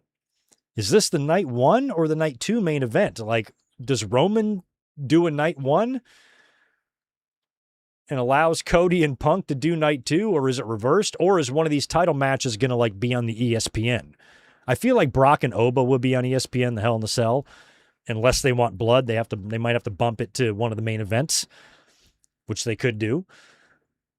And then one of the title matches would have to open, I would suppose. But at this point, I feel like that's your night 2 main event, Cody and Punk. But I could be wrong. Roman is in the other match. So Cody and Punk beat Gunther and Zayn. Also, we had that stupid ass segment with Roman Reigns in the main event. He came out there with Jalen Brunson, and we also had, I guess that was earlier. We'll talk about that later on. But he's out there with Jalen Brunson. Tyrese Halliburton shows up to distract those guys, and then Rollins comes in and attacks Roman Reigns. But then Brunson kind of stands in the way of the stomp, blocking Seth's path to Roman, and then Roman comes in and hits Rollins with the Superman punch and lays him out. And Roman and Brunson kind of get the last laugh on Rollins while they hold up their world championship and the New York Knicks version of the world title there in a main event segment in Madison Square Garden, which was great for the local fans. But what the fuck does somebody like me care? I live in San Diego. What do I care about the New York Knicks or any of this stuff? So it was just a little bit pointless, but I thought the tag match was fun. Also, we talked about Bayley earlier on, the great match with her and Lyra, and we crowned new women's tag team champions as Fatal Influence beat Paige and Bree to win the tag titles. That made me happy. That made me real happy. And then Danhausen was out there as well, and he had the cloning machine. He had a match with JD McDonough, and he's got the cloning machine out there. He gets a cat, like a pet cat, puts it in the cloning machine, and then out comes Carl Anthony Towns. Big Cat comes out, and he gets involved in the match.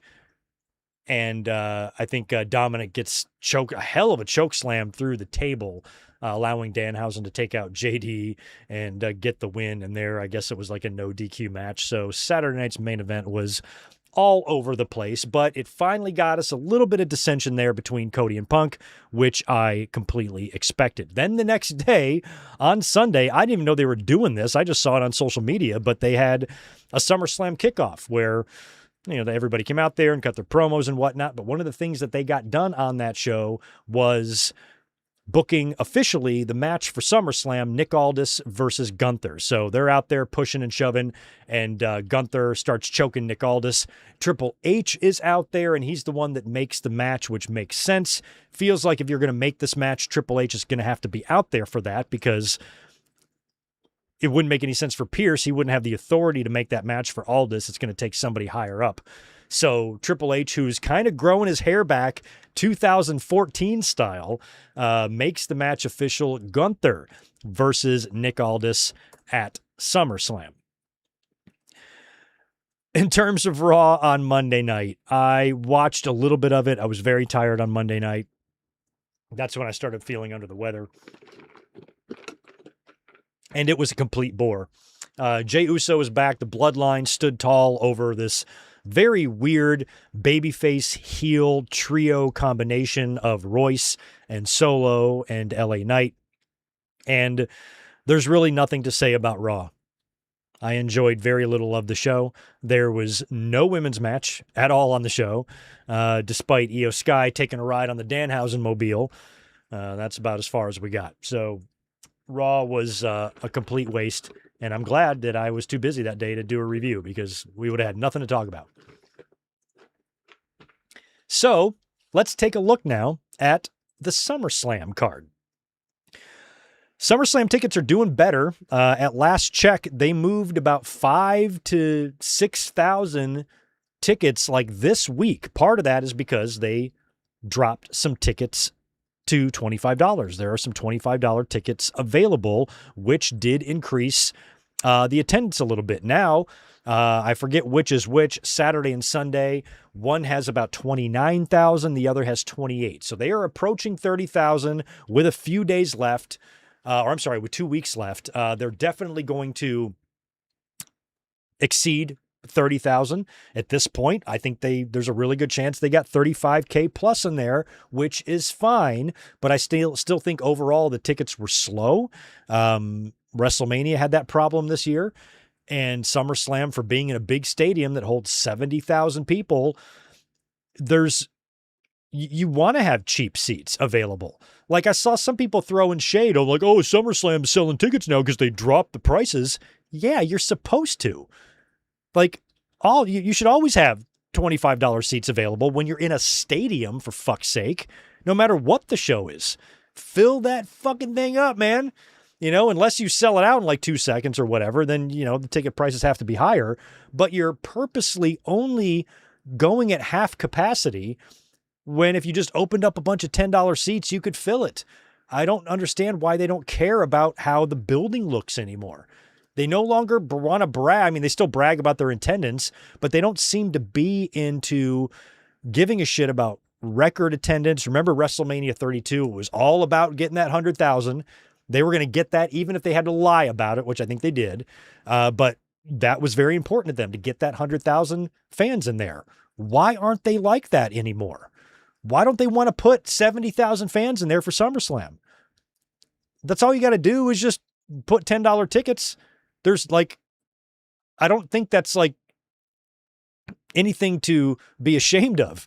Make cheap tickets. AEW does that at the all-in shows and stuff. They have very affordable tickets available because they want to try to pack fans in. WWE should absolutely do that. Unless the cost of the tickets isn't enough to pay for the security or something and they wind up losing money. I don't know.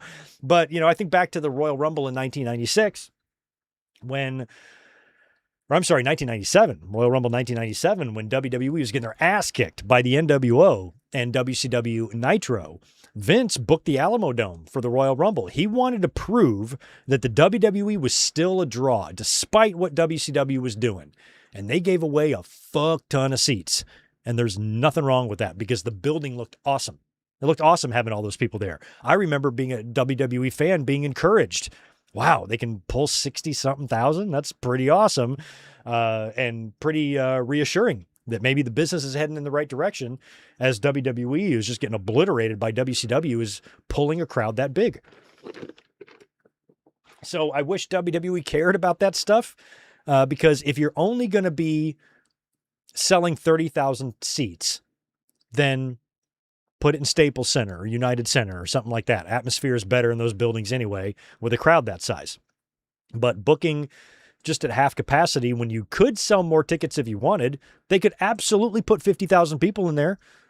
Just give away a bunch of tickets and make them cheap as shit. People will come, but they don't seem to want to do that. But the ticket sales have increased to where now the attendance for SummerSlam, well, I don't think it's going to be quite where they want it to be. It's not embarrassing like it was looking like it might be. I think it'll be pretty respectable now. I still think overall All In's going to outdraw it, but what SummerSlam does will probably still bring in a pretty big gate. So I've got 8 matches total listed for SummerSlam. Danhausen is going to face Dominic Mysterio. Remember, like for the last 10 months, I've been insisting that Dominic will win the Money in the Bank. Just forget I ever mentioned that. Just forget it. Forget it. Forget it. I never said it. Never happened. Even if you drag up a clip of me saying it, never happened. I didn't say it. Just forget it. Put it out of your mind. Gunther, of course, made official. He'll be taking on Nick Aldis in his first match. Might be his only match. I don't know what's going to happen here with Aldis, if he is going to want to stay in the ring after this. or if Gunther will then challenge him to a retirement match at WrestlePalooza and Aldis will wrap it up. Like I said, if I'm looking at job security, I want to stay the GM. I feel like you have more longevity in that role, where if you're a wrestler and they just decide they're not doing anything with you, you could get released. I think you're in more danger of being released as a wrestler than you are if you have Adam Pearce's position or Nick Aldis's. So hopefully this is something that will allow Aldis to remain as GM, because I like him in that role. And I think he's going to get killed by Gunther. I'd be very surprised if he won. We also have that women's ladder match to crown the interim world champion, Tiffany, Jade, Charlotte, Nia Jax, and one more to be determined. They will be facing off in that. We have Penta defending the IC title against Chad Gable. Liv Morgan, she'll be defending against Io Sky. Of course, we have Oba and Brock inside Hell in the Cell. And then we have Roman Reigns versus Seth and Punk versus Cody. So that is your SummerSlam card. Let's move on now to WWE Unreal. I watched them all last night. Zach, 1 month and 4 years as a member. Right on, man. Just looking at the chat real quick.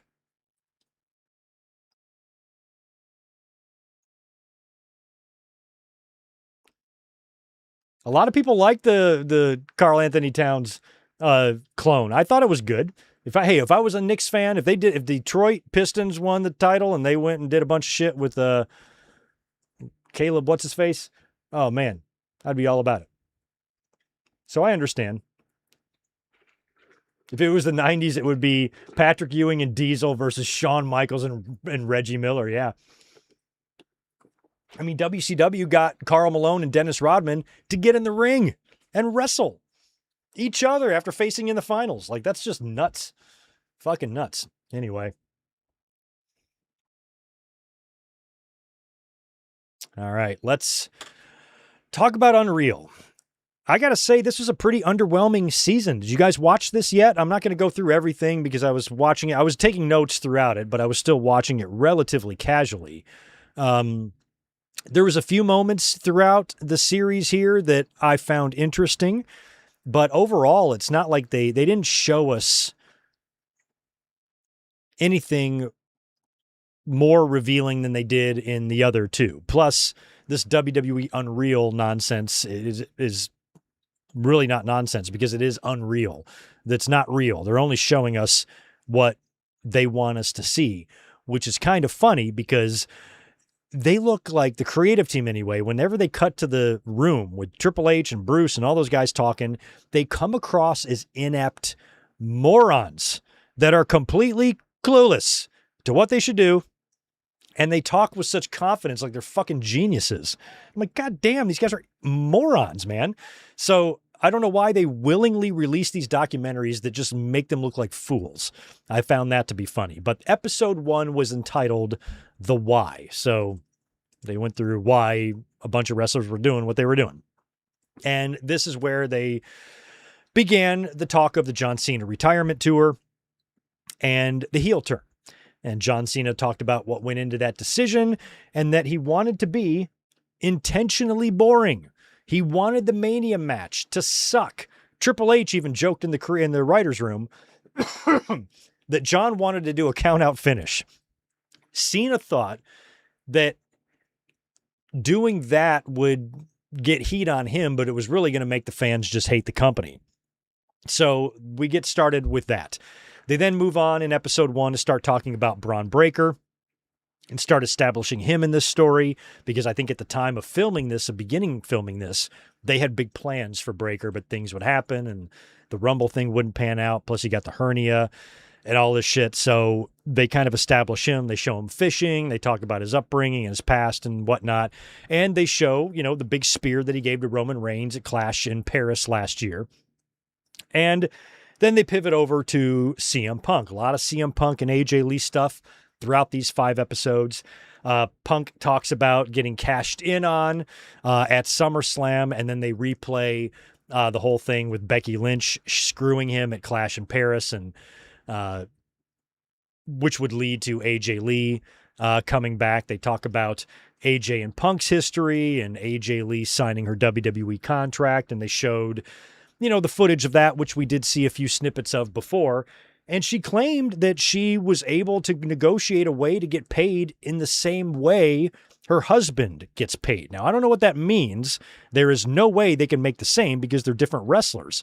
It's not about male or female. It's about what you're doing in the company, and Punk is a top star. AJ Lee is extremely part-time. She's worked 3 matches in 10 months. So I don't know what she means by getting paid the same way, maybe at the same rate or something like that her husband does, but they ain't getting paid the same. There's no way. So I didn't really quite grasp what she meant by that, but they showed her signing that contract and winning the Intercontinental title. Or they would get to that at some point. When did she win that title? Do I have that out of order here? They talked about WrestlePalooza as well. They showed the tag team match, the mixed tag match with AJ and Punk versus Seth and Becky Lynch. We got bits of Larry here and there. They would circle back to Larry in a later episode and talk about his passing. Also, John Cena justifies the squash to Brock Lesnar at WrestlePalooza here. He says that that's what should happen. There's only been one Brock, and he kind of insinuated or hinted to the fact that Brock could be wrapping things up too down the road. So Cena felt like beating me would be a great way for it to launch you into being beat by someone else, was, I guess, Cena's thought process on that. But they did show and acknowledge that the fans were mad about how that match went. We didn't want to see it. I didn't want to see Brock Lesnar and John Cena. We had a finite amount of matches left in John Cena's career, and like one against Brock Lesnar was not one of them. And that's when Cena kind of acknowledges that. He says Drew McIntyre was supposed to be his next opponent, but then all of a sudden now he starts listening to the fans. Maybe the backlash from the Brock match, and he was the one that tweeted out AJ Styles' name and asked the fans what they thought. And Cena's like, that's when they were all like, fuck yeah, we want that. That's what we've been trying to tell you. So he tags Triple H, and Triple H says, let's do it. And they booked the match, I guess, in Perth, right? The Crown Jewel match between John Cena and AJ Styles. And they discuss that match, and they show the part where he's doing the Sister Abigail and where he attempts to do the 619, but he has AJ clothesline him. And, that type of stuff, the backstage stuff after those matches was really fun to see, because it was the last time you were going to see Cena in the ring with particular guys. So to see him come back stage after that, and the interactions that he has, and, the people coming up to him and shaking his hand and telling him it was an honor to watch and shit like that, was really kind of wholesome. And that was one of the positives, I thought, with all of this, even though some of the things they were showing us by peeling back the curtain really weren't that fascinating. What they did accomplish here, though, throughout this series, is what they've accomplished every season with this, and that is this really does a better job of getting to know these people better than anything they do on TV, any storylines or whatnot. This is, I think, how some fans are going to choose to connect with some of these wrestlers after seeing some of these documentaries, and WWE knows that, and I think that's why they are presented to us the way that they are, and WWE is very mindful of what they are showing us. They don't care if the creative team looks like idiots, but they, I think that's intentional, for, this to help develop some more following for some of the wrestlers that might not be getting it done, on screen and promos and whatnot. So they did a good job here, I think, of, humanizing a lot of these people and, making you want to root for them. They also got into Seth's injury. Of course, Seth worked, I guess that match was with Cody, right? That was the Crown Jewel match too, right? Yeah, it was a Crown Jewel match for the Crown Jewel title. And Rollins winds up beating Cody, but he does a big coast-to-coast spot, and he lands on his shoulder. And he fucks his shoulder up. Still wins the match and still celebrates, but you could tell that his arm was hurt, and that's when he tells the referee, like, I'm fucked, and then they're talking to Gorilla and Triple H and Bruce, and everybody realizes that Seth is probably hurt. And then when it's over and he realizes what's wrong, he's like asking what month it is. You know, it's October and he's already thinking ahead to WrestleMania, like, shit, I'm going to need surgery. And can't remember if he dislocated or what he did, but he tore some shit and he needed his shoulder worked on. And so that was the Rollins injury. And that's how episode 1 kind of came to a close. Episode 2 focused on all the same people, but they started with John Cena and CM Punk. They talked about the Punkonomics promo that Punk did dressed as Cena, cutting all those rhymes on Cena. And Cena even mentioned, he goes, Punk gave himself way too many lines. And I thought for sure he was going to forget a bunch of them, but he nailed it. And I especially like the part where right after Punk insults John, he puts the mic down and walks up to him. And that's when Cena's like, that's when Phil gave me a personal message. And Punk just looks at him and goes, I'm going to miss you. And Cena just kind of gives him a little nod. And I didn't pick up on that when watching that on SmackDown that night. And I thought that was just nice, you know? So that was kind of cool. They talk about the Seth injury and how they planned on managing that. So Rollins, of course, is now injured, but he's also the champion. He was victorious the night before. So he comes out in the ring with the Vision and declares that he doesn't need any of them and he's just the greatest of all time. And that's when Braun Breaker spears him and just beats the shit out of him. And that's what wrote him off of TV. Then they go through the creative decision to put the belt on Punk, and they show, you know, everybody kind of voting who they think it should be. And Triple H is like Punk, and Bruce is like Punk, and Heyman's Punk. Everybody's Punk. So they decide, and for good reason, to have him win the championship, because with him being champion, you know, all of their options for Mania are open, where with Jey Uso, it would be maybe be a little bit more narrow. So they went with Punk there to win the championship. I still think they could have had more fun. And I think one of the biggest critiques of Triple H is his complete inability to manage an inconvenient situation or to have to deviate from your plan. He tends to go in like the safest path possible, which a lot of times is no fun. So I think, you know, they landed on their feet here because Punk wound up having a terrific main event with Roman Reigns at WrestleMania. But I think he could add more fun. We wanted to do the tournament, you know, or whatnot, or one night tournament, or we wanted to do some fun things. I know they were doing the John Cena tournament, but I was like, we can do something here to crown a new champion or maybe put it on Breaker or whatever. But they went with Punk, and that's what they did. They also do a piece on Liv Morgan. We cut to her Florida home. She bought a couple of acres, has a little house with a shitload of animals, and she goes out to like the chicken coop. She lets a bunch of chickens out. And first thing she says is, I don't like eggs and I don't like milk. Now, I don't like milk either, but eggs, come on, you gotta have eggs. And she goes, I think they're gross. So I have, it's not a farm. Her animals are more for pets, not for food. But then she lets all the chickens out, and then she goes, ooh, we got a bunch of chicken eggs. And she goes, look, and she picks up one of the eggs. She goes, this is a fresh chicken egg right out of a butthole. And then right after that, she said she dropped out of school and got her GED. I'm like, yeah, I've always kind of thought Liv was a little on the dumb side, but in an endearing way.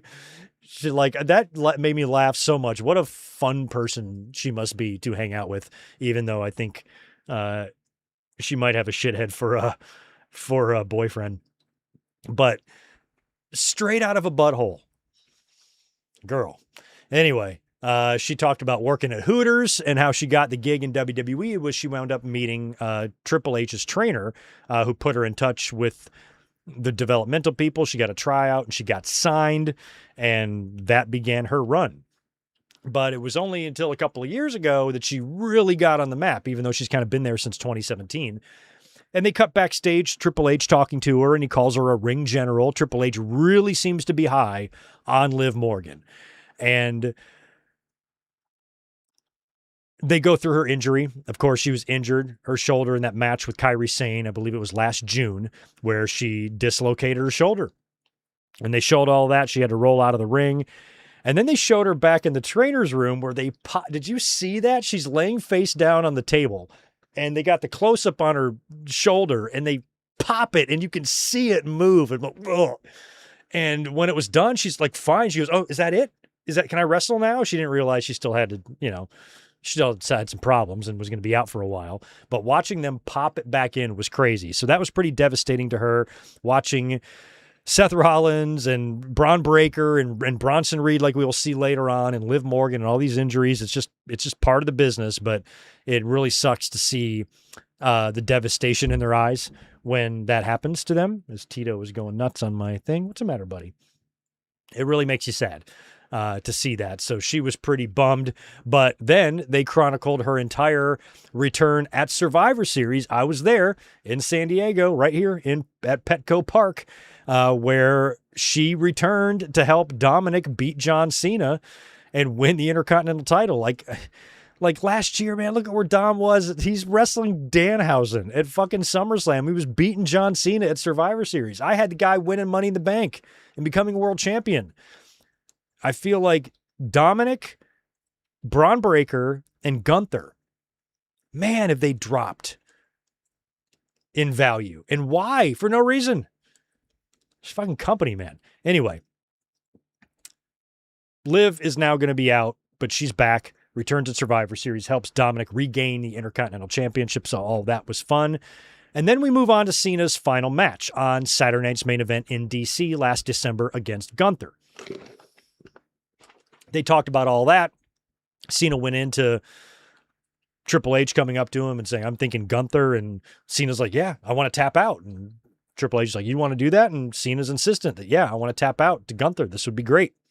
So Cena kind of went through the thought process there and why he thinks, tapping out is the way to go. He goes, a character has been killed off. And say what you want about Cena. He's weird. And Cena sometimes can be annoying with some of the things that he says and the bullshit that comes out of his mouth. But one thing I will say is that he's probably going to go down as the first wrestler who's not forced out by injury to stick to the retirement. Now, he's still young enough to have a match for the next 10 to 15 years, I think. To get through a match, he can do it. If Austin did it in 2022, John Cena can do it in 2037. But I think there's a really good chance that he will be the only guy to really mean it when he says that he is never going to have an in-ring match again. And he really also, unlike some other stars of the past, seems to be at peace with that. Some guys like Ric Flair and Hulk Hogan and Mick Foley and Rowdy Piper and Terry Funk, they could not stop. They just couldn't turn it off. And Cena has, a flourishing career in Hollywood. He's got lots of other things that he does. And he seems to really be content. He was speaking in the Unreal documentary about how he was just anxious to get it all done. It's not like he was wishing time was running slow. He wanted to get on the other side of it. I want to be done with this because it's been on his mind for like 4 years. He's been thinking about how to go out for nearly a half decade. Now that he's finally putting it in motion, he's at peace with it. He's had all the time in the world, to have all the closure he needs, and he's going out in his way with no regrets. And that's good for him. And I think that's really refreshing that you actually have a wrestler here in John Cena that seems perfectly mentally content. Some guys don't want to go. And Cena's like, I'm ready to go. This is done. I'll still be a part of WWE family. I'll still be involved in wrestling until the day I die, but I'm not going to have a match again. And I believe him. Like I do. And think of that. Think of a wrestling fan believing a wrestler when they say they're retired. How dumb do you have to be? I used to say this very same thing about Shawn Michaels. I used to commend him for his integrity. I used to appreciate that he's the only guy that, like I said, that wasn't forced out by injury. And at that time, I was referring to Edge and Steve Austin, both of which also came back. So I used to say that about Shawn all the time. Like, props to Shawn. He retired and he meant it. He didn't do what Ric Flair did, who immediately undid that beautiful retirement that he had. Shawn Michaels has integrity and he has respect for that. And he's never going to come back. And then he shaved his head and came back and wrestled in Saudi Arabia. And after he retired in one of the greatest matches of all time, he comes out of retirement and has arguably the worst match to ever happen. That is karma. And I never want to see that happen to John Cena.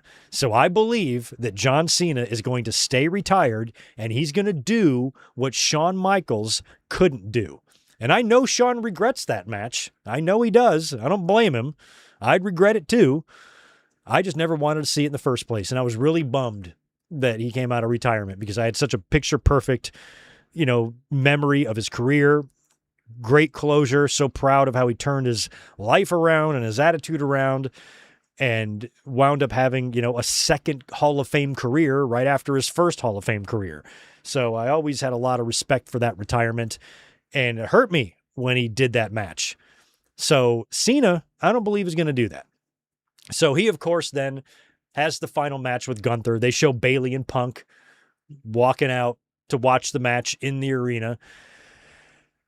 And Cena gets a conversation with Triple H, Triple H. And again, everybody's coming up to him like, just go out there and have fun. Cena's like, I'm fine. Like, it's really funny how everybody's like, they're more emotional about this than Cena is. Cena's ready for it to be done. Everybody else is kind of dealing with it. They're going through it. Triple H is trying to be there to be like, go out there, go get him, champ. And Cena's like, I got this, man. It's all good. I'm not even fucking nervous. Where everybody else is shedding tears and they're crying. And Cena's just sitting there like a fucking rock. Pretty funny. So he does the match with Gunther. They even go through with the production team prior to the match, getting the close-up, the proper angle on Cena's face. And I remember that night we watched it, it was very weird the way Cena kind of just smiled. And I kind of wish that would have been better, but I don't mind the tap out. Like hypothetically, if that match would have gone, we got Cena in the sleeper. And it's kind of like the ankle lock thing. In some ankle locks, and you could just be fucking fighting your ass off. It's a little bit harder to do that in a sleeper, but you can still do it. And having John just fight and get up and get back down, get up and get back down, his face just beat fucking red. And he's screaming, vein bulging out of his head, fighting for his goddamn life to get out of this sleeper. And he's gotten up 3 or 4 times and, he's fucking drooling, his eyes twitching, he's red as a fucking tomato, and he's got so much intensity on his face and his veins and everything's just bulging on him. And then finally, for like the final time, Gunther grapevines him. He goes down and he's like, fuck, and he just taps. That's how I would have done it because that would have been appropriate. Cena literally fighting to the death. And the man who never gives up, finally he realizes he has to give up. Perfect place for him to retire. Like this, I've met my match. Nobody has been able to do this to me. And he got up and he almost had Gunther beat. He almost had the hold broken. But ultimately Gunther was too strong and Cena was too old. So if it would have been like that, that's the finish I would have liked there. Then the tap out wouldn't have bothered me at all. But a lot of people wanted to see the hero Cena. That was the irony in that. I'm like, do you guys hear yourselves? You did nothing but bitch about this man winning all the time. Now you're mad that he goes out on his back? If anybody should go out on their back, it's Cena. Same thing with Brock Lesnar. For all the winning they did, that's the right thing to do with those guys. So I'm surprised that the very same fans that, called any Cena fan 12 years ago the F word is now all of a sudden offended that he didn't win the match. Like, what the fuck? So they acknowledged that the fans were a little bit pissed about that. And even they showed the chants of "you fucked up" to Triple H when he was doing the post show. Big E just standing there going, oh. Fans were harassing Gunther. They showed a streamer who goes, who booked this? And then Cena was like, I booked it. I was killed off. And I can see where Cena's coming from. I can see where the fans are coming from. And I'm not as offended as the fans are about the match. I didn't need Cena to win. I think it just fell a little flat because fans were really bummed out. A lot of people, they weren't thinking about Cena. They were thinking about themselves. A lot of people were thinking about their fandom and how they watched Cena through the years. Some fans were younger, maybe they were huge fans of him when they were 7 and 8, and now they're 21. And so this was important to them. It was important to them to see him win. And they didn't get that proper closure. And I feel bad for them. Luckily, I'm almost 50. I don't give a fuck if he won or lost. But if it was Bret Hart, I would understand. So I know what they're going through, and I know I can see their perspective on it, but I can also see John's. I just wish that maybe the finish was just executed a little bit better. That was pretty weak. I'm going to go have a ice cream sandwich now. Like just fight for your fucking life, then tap out. Or pass out. But I think the tap out I'm still fine with. Mr. Never gives up. I'm okay with that. Just do it in a way that looks good, not like shit. So anyway, that's how episode 2 came to a close. Oh, I should say, by the way, after Cena lost, they talked about and showed Cody and Punk coming into the ring and giving Cena their belts. Now, earlier they were showing Punk and Cody talking about this, and Punk said, I came across a clip just the other day that somebody had tagged me in on social media or something of John Cena and Dave Bautista putting their titles on Hogan. So he went to Cody and say, we're going to put our titles on him. And if he gives us a hard time about it, I'm just going to be like, look, I saw you and Dave do this to Hulk. And so you're going to get it too. And they went in there and said that to Cena, like, don't complain about it. Just shut the fuck up. You did this to Hogan, so you're going to let us do that, and it's just going to be too bad. And they both put their titles on Cena. It was very wholesome. And again, showing, John Cena leaving to a standing ovation and everybody kind of going through it. It was still all really nice. And it was cool to see a behind the scenes, viewing of this type of thing. I just still think it brought up a lot of unpleasant memories of how this went down, and how there were a lot of regrets, I think, and disappointments throughout John Cena's retirement run. Triple H insists that it was a success on all fronts. Like, what the fuck? Who are you, Mike Johnson? Like, can you be that full of shit? It wasn't a success on all fronts. That's a lie, and you're saying it anyway. No, it wasn't a success on all fronts. There were some great moments throughout it. I think the fans just think that the great moments should have been throughout the whole thing. And in hindsight, the heel turn was a mistake. And then it just gave him a couple of months just to get those babyface matches done with AJ and whatnot. And then he was done.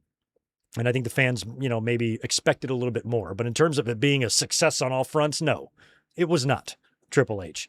It was largely a disappointment, but again, still had its moments. And with me, every fan is going to have a different perspective on this because of your age or your connection to Cena. With me, I'm kind of fine with whatever he's fine with. So, and Cena tends to be full of shit too, sometimes. But if he is full of shit, or if he's being genuine and truthful about his happiness with how it went, this is what he wanted and all that stuff, then I'm happy for him. I'm not selfish. I don't need something just for me. If he's cool, I'm cool, but like I said, if you were 7 and then you were, when you fell in love with him and you're 21 watching him retire, yeah, you were probably pretty disappointed with how that went. And I get it. Just glad I ain't in your shoes. Episode 3, Rise and Rumble. So this is all surrounding the Royal Rumble. And the first thing they do is they take us to the creative room where Triple H and the Yahoos are sitting there, and they're talking about the Rumble and who's going to win the Rumble. And it sounds like Braun Breaker, according to the whiteboard, is the penciled in winner for the Rumble.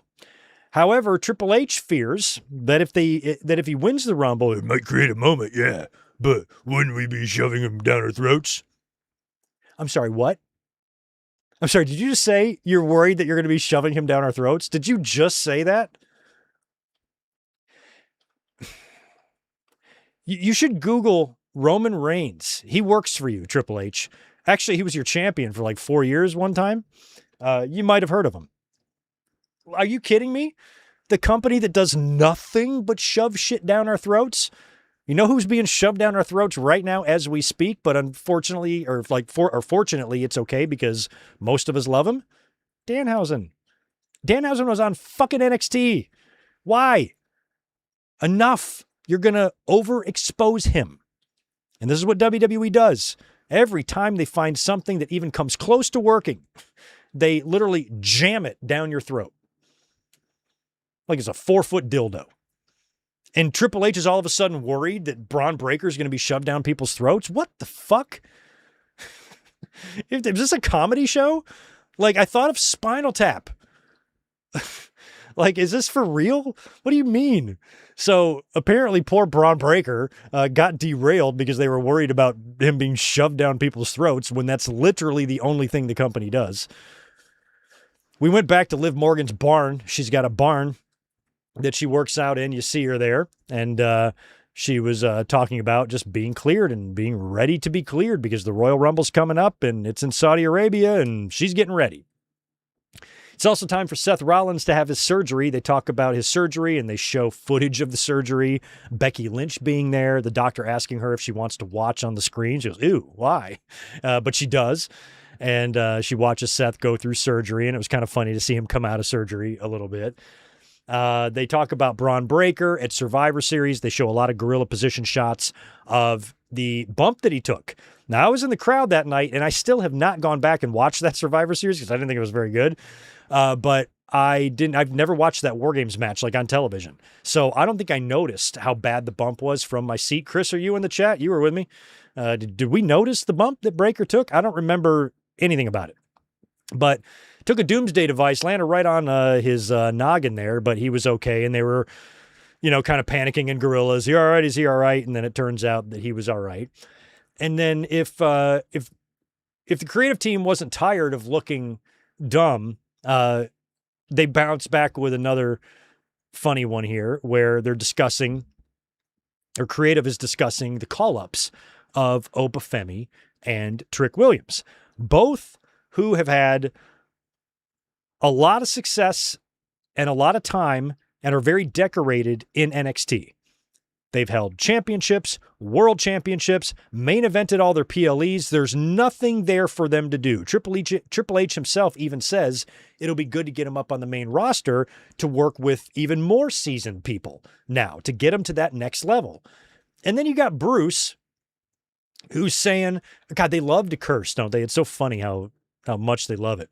And Bruce is like, well, my fear is if we bring him up, and we call them up, they're not going to be fucking ready. Right when Triple H just said that they were ready and that there's nothing left for them to do there. And then Bruce is like, well, when we bring them up, they're not going to be fucking ready. What do you mean? What year is it? It's not OVW. This is NXT, where they've spent a lot of time learning the WWE way, their production, having matches. The next logical step for these guys is to be brought up. Were you saying this when you brought up Dana Brooke? Was Bruce back there going, I don't know, she might not be ready? Like, what the fuck are they talking about? First with Triple H worried about shoving Braun Breaker down our throats. Now Bruce is like, oh, they're not going to be ready. What the hell do you think NXT is for? What do you think the PC, what do you think they do there at the PC? Bake brownies? They develop talent. They know better than you. I trust Triple H and Shawn Michaels' opinion on whether or not someone's ready than you, Bruce, Mr. Karate Man. Like, are you kidding? So, and like, what are they? And he says it with such confidence. Like, oh, she's not going to be ready. What the fuck do you know? Jesus, man.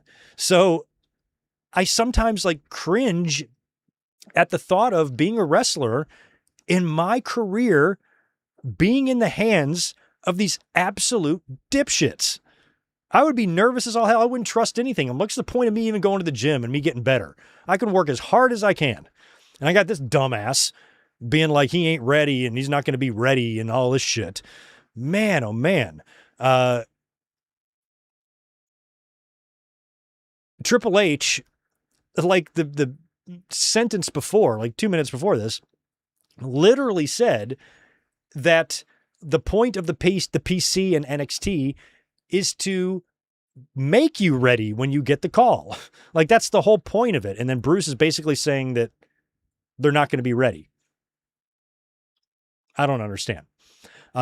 Tricky William and Lash Legend, it was cool to see them together. They went to go look at some elephants. They watched it pee, which was nice. So we're talking about Trick, and we're talking about Oba Femi. He has got a crazy first name. He's spelled it all out. It's nuts. I couldn't even tell you one syllable of it, but it was crazy. talked about his background, the shot put stuff in college, and he said that the way he got signed is WWE slid into his DMs to recruit him. He even thought that it was a joke or something, but they invited him to a tryout, and he got signed. We also visited Chelsea Green in this episode, and her house is now finished that she's been building for the past 3 years. And you had Matt Cardona there, and she was joking about all of his tanner. They showed a picture of what the hotel bed sheets look like when he sleeps in them, just this stain that she must fucking hate. And she said that Cody Rhodes and Brandy set them up. Apparently, they were the ones that kind of got the two of them together. They were talking about just the habits in the house. And Chelsea said that she had to build the house around all of his toys. And he's got a whole toy room and whatnot. She said he even hid her engagement ring in an Undertaker casket because she doesn't like the toys, and she would never look in there, and showed footage of the proposal, which was pretty sweet.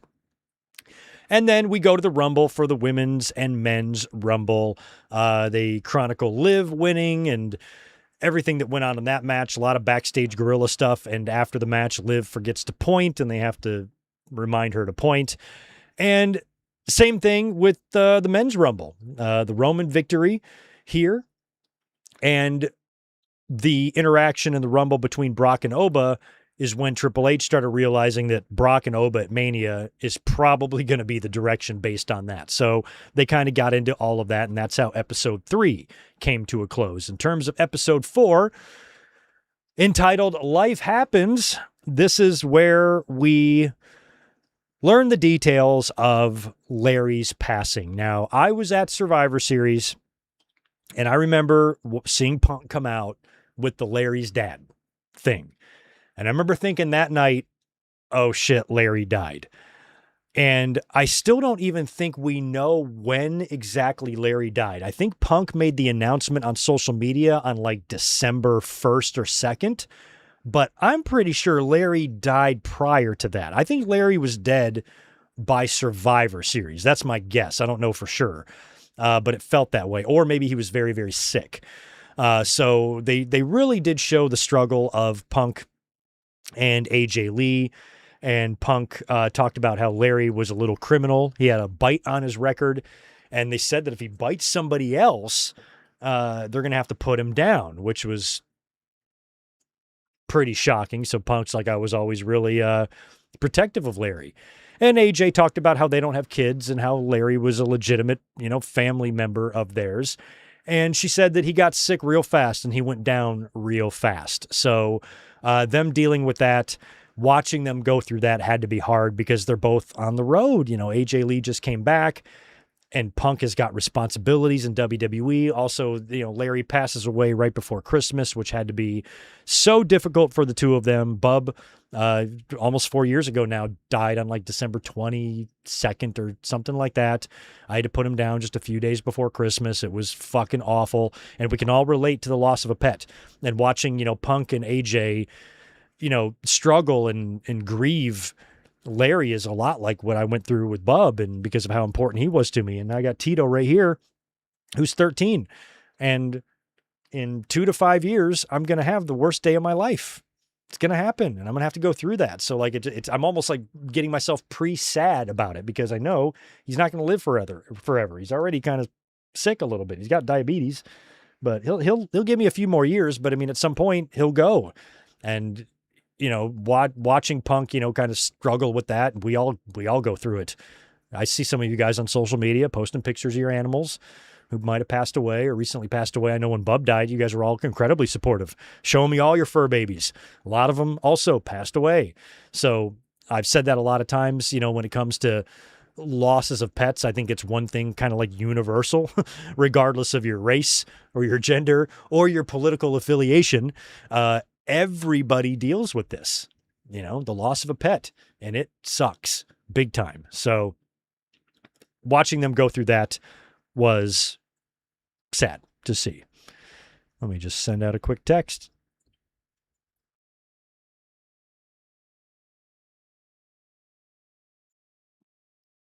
Pardon me. There we go. Cool.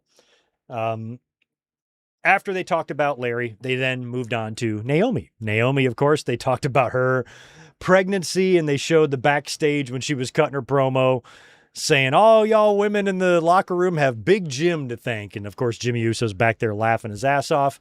We get to know Stephanie Vaquer a little bit. She talks about where she's from, her upbringing, and her relationship with her dad. They show her title win as well, which happened very similar to CM Punk's because, Rollins went down, Naomi went down with a pregnancy. Stephanie won the title. She was very, very emotional about that. Stephanie's so cool. I can't wait till she comes back. I'm assuming she's going to make an appearance at SummerSlam or maybe on the Go Home Raw, but probably at SummerSlam.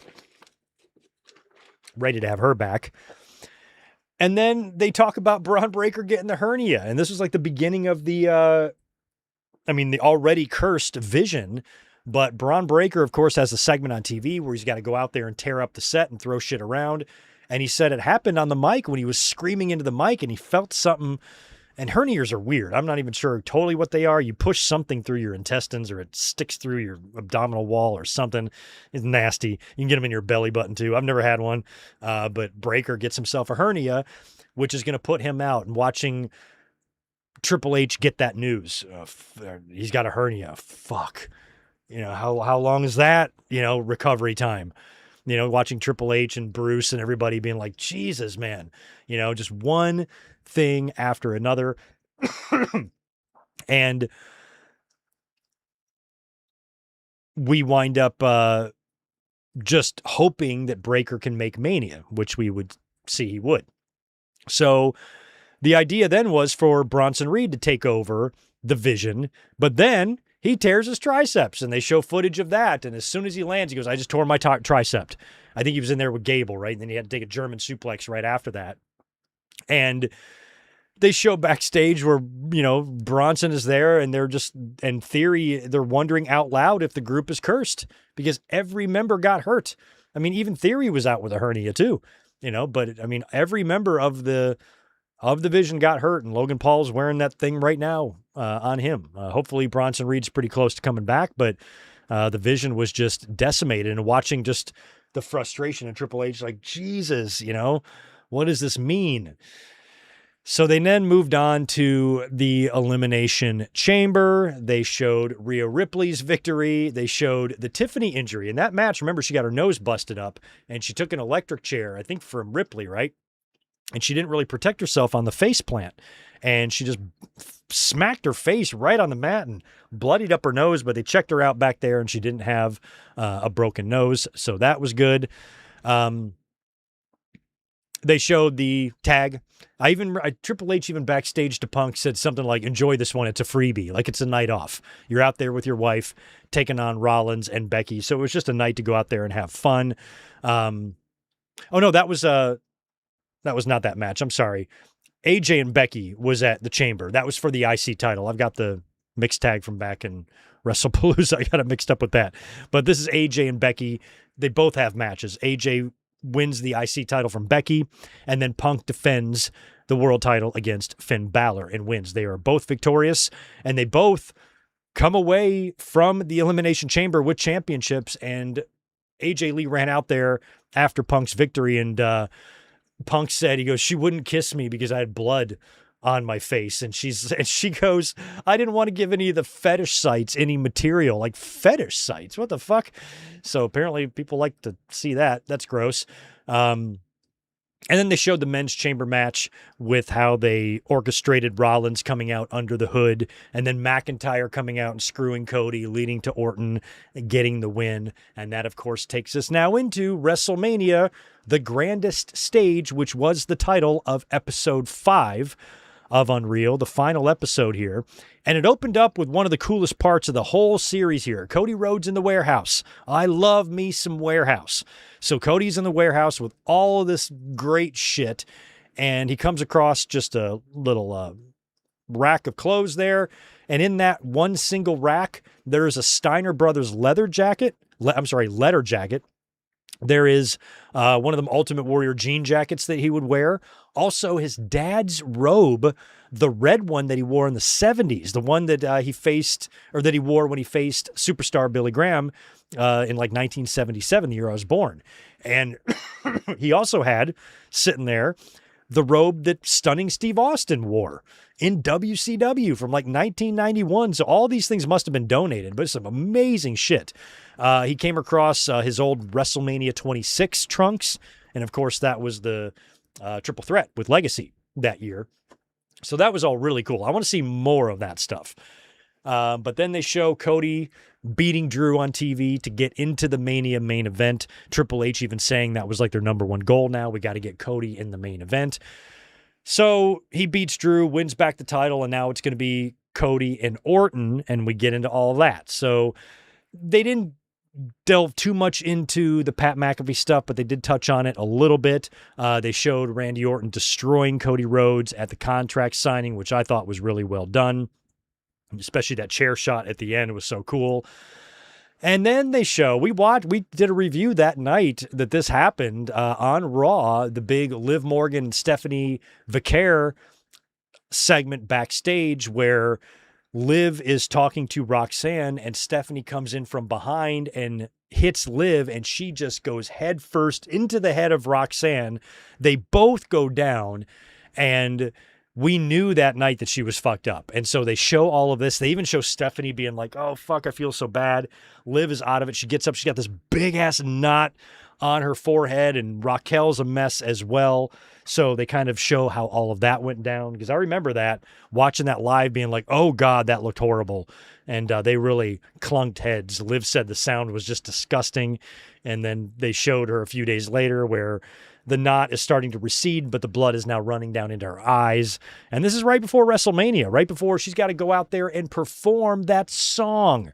So now we're back to that fucking song again. They show them rehearsing that a little bit.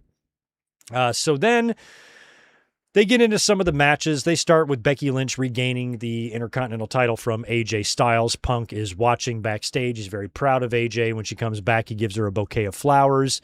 And AJ talks a little bit about the match and the loss and whatnot. And then it's time for Rollins versus Gunther. And they showed how Rollins, we watched it that night. He came out with those contacts, those like black contacts. And then he like kind of turned around and just, got him out of his eyes real quick. And you could see Becky and the kid backstage going like, how did he do that so quick? And he said he was able just to pull him right out, which is gnarly. But of course, this match was centered around the return of Braun Breaker. So they had him hidden, and he was going to come down and spear Seth Rollins, and of course, cost him the match against Gunther. And that would lead to Breaker's return and his program with Rollins after that. They showed Liv Morgan and Stephanie, and of course, Liv doing the entire music video entrance there. And they cut back to Gorilla where Dom's watching, and Dom's like, is she going to wrestle in that? And as soon as he says that, all the dancers strip off the suit that she was wearing to reveal her wrestling gear. And then Dominic's like, yeah, totally marking out for that, as we all were. Dominic, you are not alone. So Liv winning the championship, they kind of show all of that and how all that went down. And then they talk about Cody Rhodes versus Randy Orton, which was the main event of that Saturday show. And that whole match, they did touch on McAfee. They showed backstage where they sent him out to kind of be the referee. And then he wound up getting RKO'd by Randy Orton and just pushed out of the entire angle. But they showed where Cody got punched right in the eye or tagged in the eye there by Randy Orton, and there was blood everywhere. They show Cody's victory and the post-match beatdown that happened to him at the hands of Randy Orton, which we still haven't had paid off yet, which makes me wonder if, maybe Randy, we see him at SummerSlam or something. Because after Cody won, Randy Orton completely annihilated Cody. He hit him in the head with the belt that opened up a big gash on the top of Cody's head. And then he punted him. And Cody, they showed him that Cody didn't lift his head up with the follow through. He just took the kick. And Randy Orton backstage said that he thinks his ankle bone caught Cody right in the eye. So Cody had an eye swollen shut, and he had just a gnarly gash on his head. He had blood all over the ring, and he still wound up victorious, but had to take that ass kicking at the end. And then when he comes through the curtain, it was the funniest thing when Randy Orton just went right up to Cody. He goes, I think that last minute was rough on you, to say the least. I got a huge pop out of that. But Cody's like, it's all good. And I just hope it looked good. He didn't seem to care at all. So they didn't really get into how much of a disaster the Pat McAfee stuff was and how they terribly fumbled that whole situation. I think they could have gotten into more of that because they fucked that up bad. But they just kind of briefly showed him, and that was it. They showed the Brock and Obafemi match. They showed the Trick and Sammy match. And then, of course, they had CM Punk versus Roman Reigns in the main event. And it's still a match that I just thought was tremendous. I remember watching that night, being so impressed with how good it was. And Punk did the big table dive from the top rope. They show him kind of rehearsing that or talking about that earlier on in the day in the ring, where he's talking about it's going to be the first time he's dove off that since 2013 in his match with The Undertaker at MetLife Stadium in New York, and that was WrestleMania 29. And so they show him executing the move and the loss to Roman Reigns and all of that, and that's kind of how episode 5 comes to a close. But one of the things I found interesting about the Punk and Roman stuff is there was no Roman on this. You know, Roman is has he been like a talking head on one of these Unreals yet? I don't know I can't remember if in season 1 or season 2 he was interviewed at all. I feel like he was, but he wasn't a part of this at all. And with every other match that they talked about, you saw the opponents interacting backstage after the match. But for some reason, you never saw Punk and Roman interact before the match. Like when they were going through the spots, it was just Punk and Rude going through the spots. There was no Roman. And then after the match, like in Gorilla coming through the curtain, there was no hug, there was no thank you or nothing like that. And I feel like that's probably on purpose too. I think that WWE and Roman and Punk probably want the nature of Punk and Roman's relationship to remain a mystery, because that keeps the door open for future matches and gets the fans talking. Oh, is there real heat? Is there real beef? So maybe they made a point not to show us that. Or maybe there is real life heat. And once Roman got back to the curtain, he said, I'm not even waiting to give Phil a hug. I'm going to my trailer and getting the fuck out of here. I don't think it's like that. I think the two of them probably had their private moments together, but I think maybe they just don't want us to know, what the nature of their relationship is. Because everybody else Punk has had heat with, they've shown, Punk and Cody and Punk and Sammy, and everybody seems to be cool. And Punk and Triple H. But no Roman really on this at all. None of the bloodline really. No Usos or nothing like that. But with Roman's involvement, I'm surprised we didn't get a little bit of that. So anyway, those are my thoughts on season 3 of WWE Unreal. We didn't get a whole lot. This was a 5 hours and nothing. I mean, like I said, there's a few wholesome moments. It was interesting and sad to kind of watch Punk and AJ talk about Larry's passing. And, a lot of the John Cena stuff was nice to see, but, there was nothing that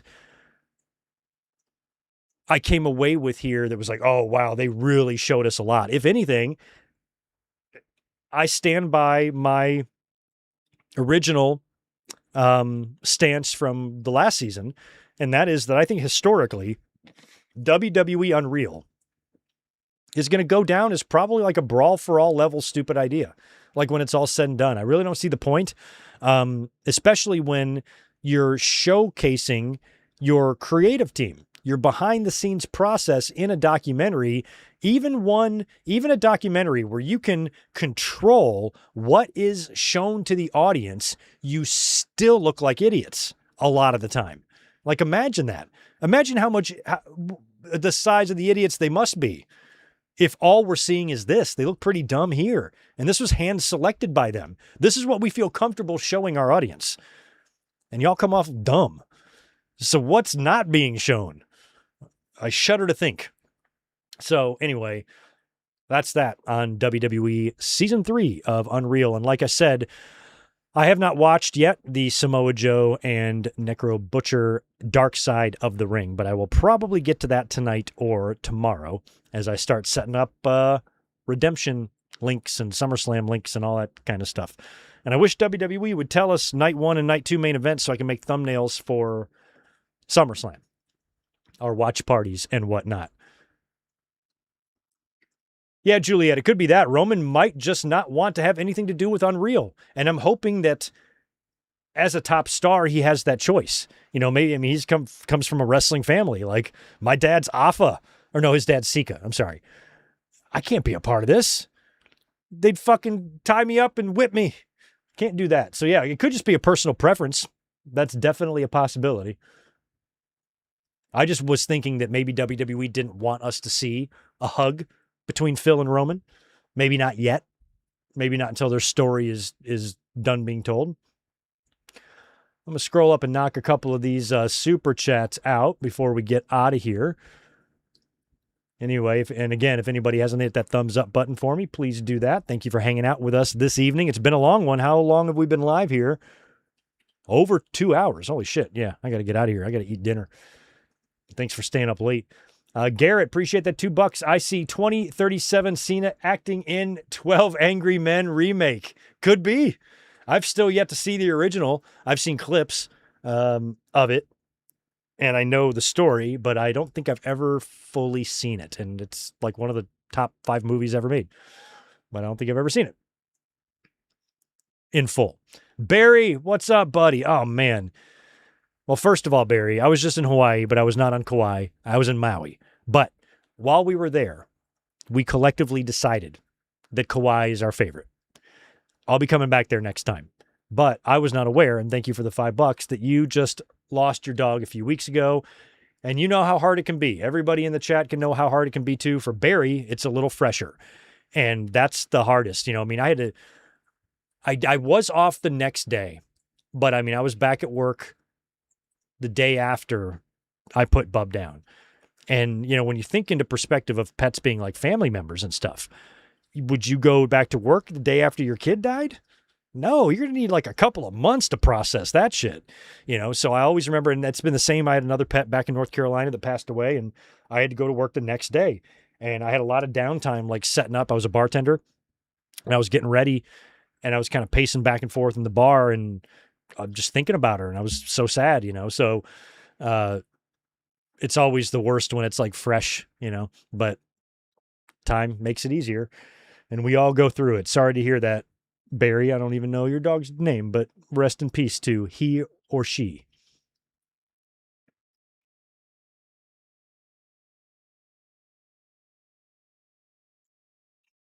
Yeah, and they also didn't talk about how TKO messed with the Cody and Orton match, and how TKO has messed with every Cody match at WrestleMania.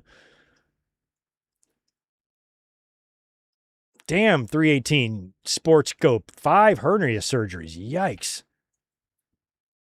Ken, you feel like you know too much about WWE with Unreal? No, it makes perfect sense, especially if you're an older head like me.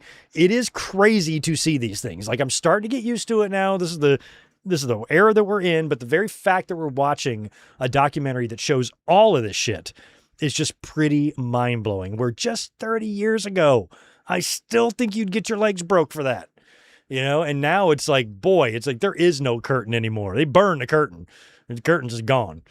But, like, kayfabe was dead and buried. We exhumed the body and then just beat the dead corpse to shit. Like, it's crazy.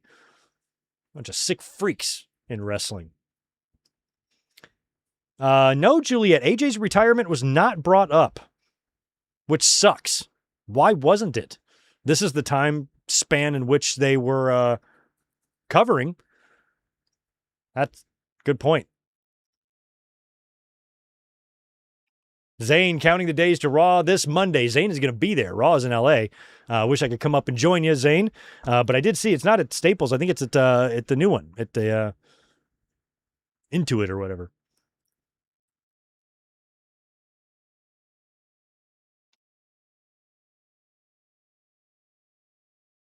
Oh, CVS announced that they are be filling prescriptions for pets now. I've got 2 of them for Tito. he's got right up here, he's got these antibiotics, and then he's got some pain medicine because he had, luckily Elizabeth pays attention to these things, but she noticed he's got a couple of little, like kind of pimples on his butthole. And when I took him to the vet, they're like, oh yeah, those need to be expressed, which basically just means squeezed and oozed out. Isn't that lovely? Isn't that nice? Doesn't that sound great right before dinner time? But one of them was abscessed. So they squeezed one out, sent me home with him, and they said, we're going to give you a sedative. It was pretty funny when I gave it to him. He was just fucking out of it. Gave him a sedative, brought him back 2 days later, and they were able to squeeze it out. But it kind of got messy, and in order to prevent infection, he's got to take these antibiotics, which I crush up and put in his food. And then they gave me something for pain as well for him. And I already give him an insulin shot twice a day, which he's about to get one here in just a little bit. So Tito's going through it, and he's expensive. This week I spent like a little over $500 on him, just in a couple of days. Shit's just expensive, but he's worth every penny. Take care of your pets. Get them what they need. So even though it seems like he's got a lot of problems, he still is a pretty healthy cat. And I got a fun story about Tito for you. Elizabeth's daughter, without telling me, I put this on social media a few days ago. She entered him into a cute cat calendar contest, and he got picked. He's Mr. October. So I'm getting a few calendars delivered to me, and it runs from like August to August or something like that. So he is Mr. October in this Paw Prince calendar or something like that. So anyway, Tito is a superstar. All right. Well, I think I'm going to get up out of here now. I got stuff to do, but I appreciate you guys hanging out tonight. Like I said, we won't be here for a podcast Saturday. I'm way too busy, but I am going to make sure that I'm here for Redemption. I do have plans that day. I do have to go to an afternoon party that day, but I will be home by 4 o'clock Pacific to make sure I am here to watch and review AEW Redemption. If anything changes there, I will let you know, and we'll just cover all of that on Monday night in case something happens. But my plan is to make it happen. All right, guys, thanks a lot for hanging out, and I will catch y'all later this week. Peace.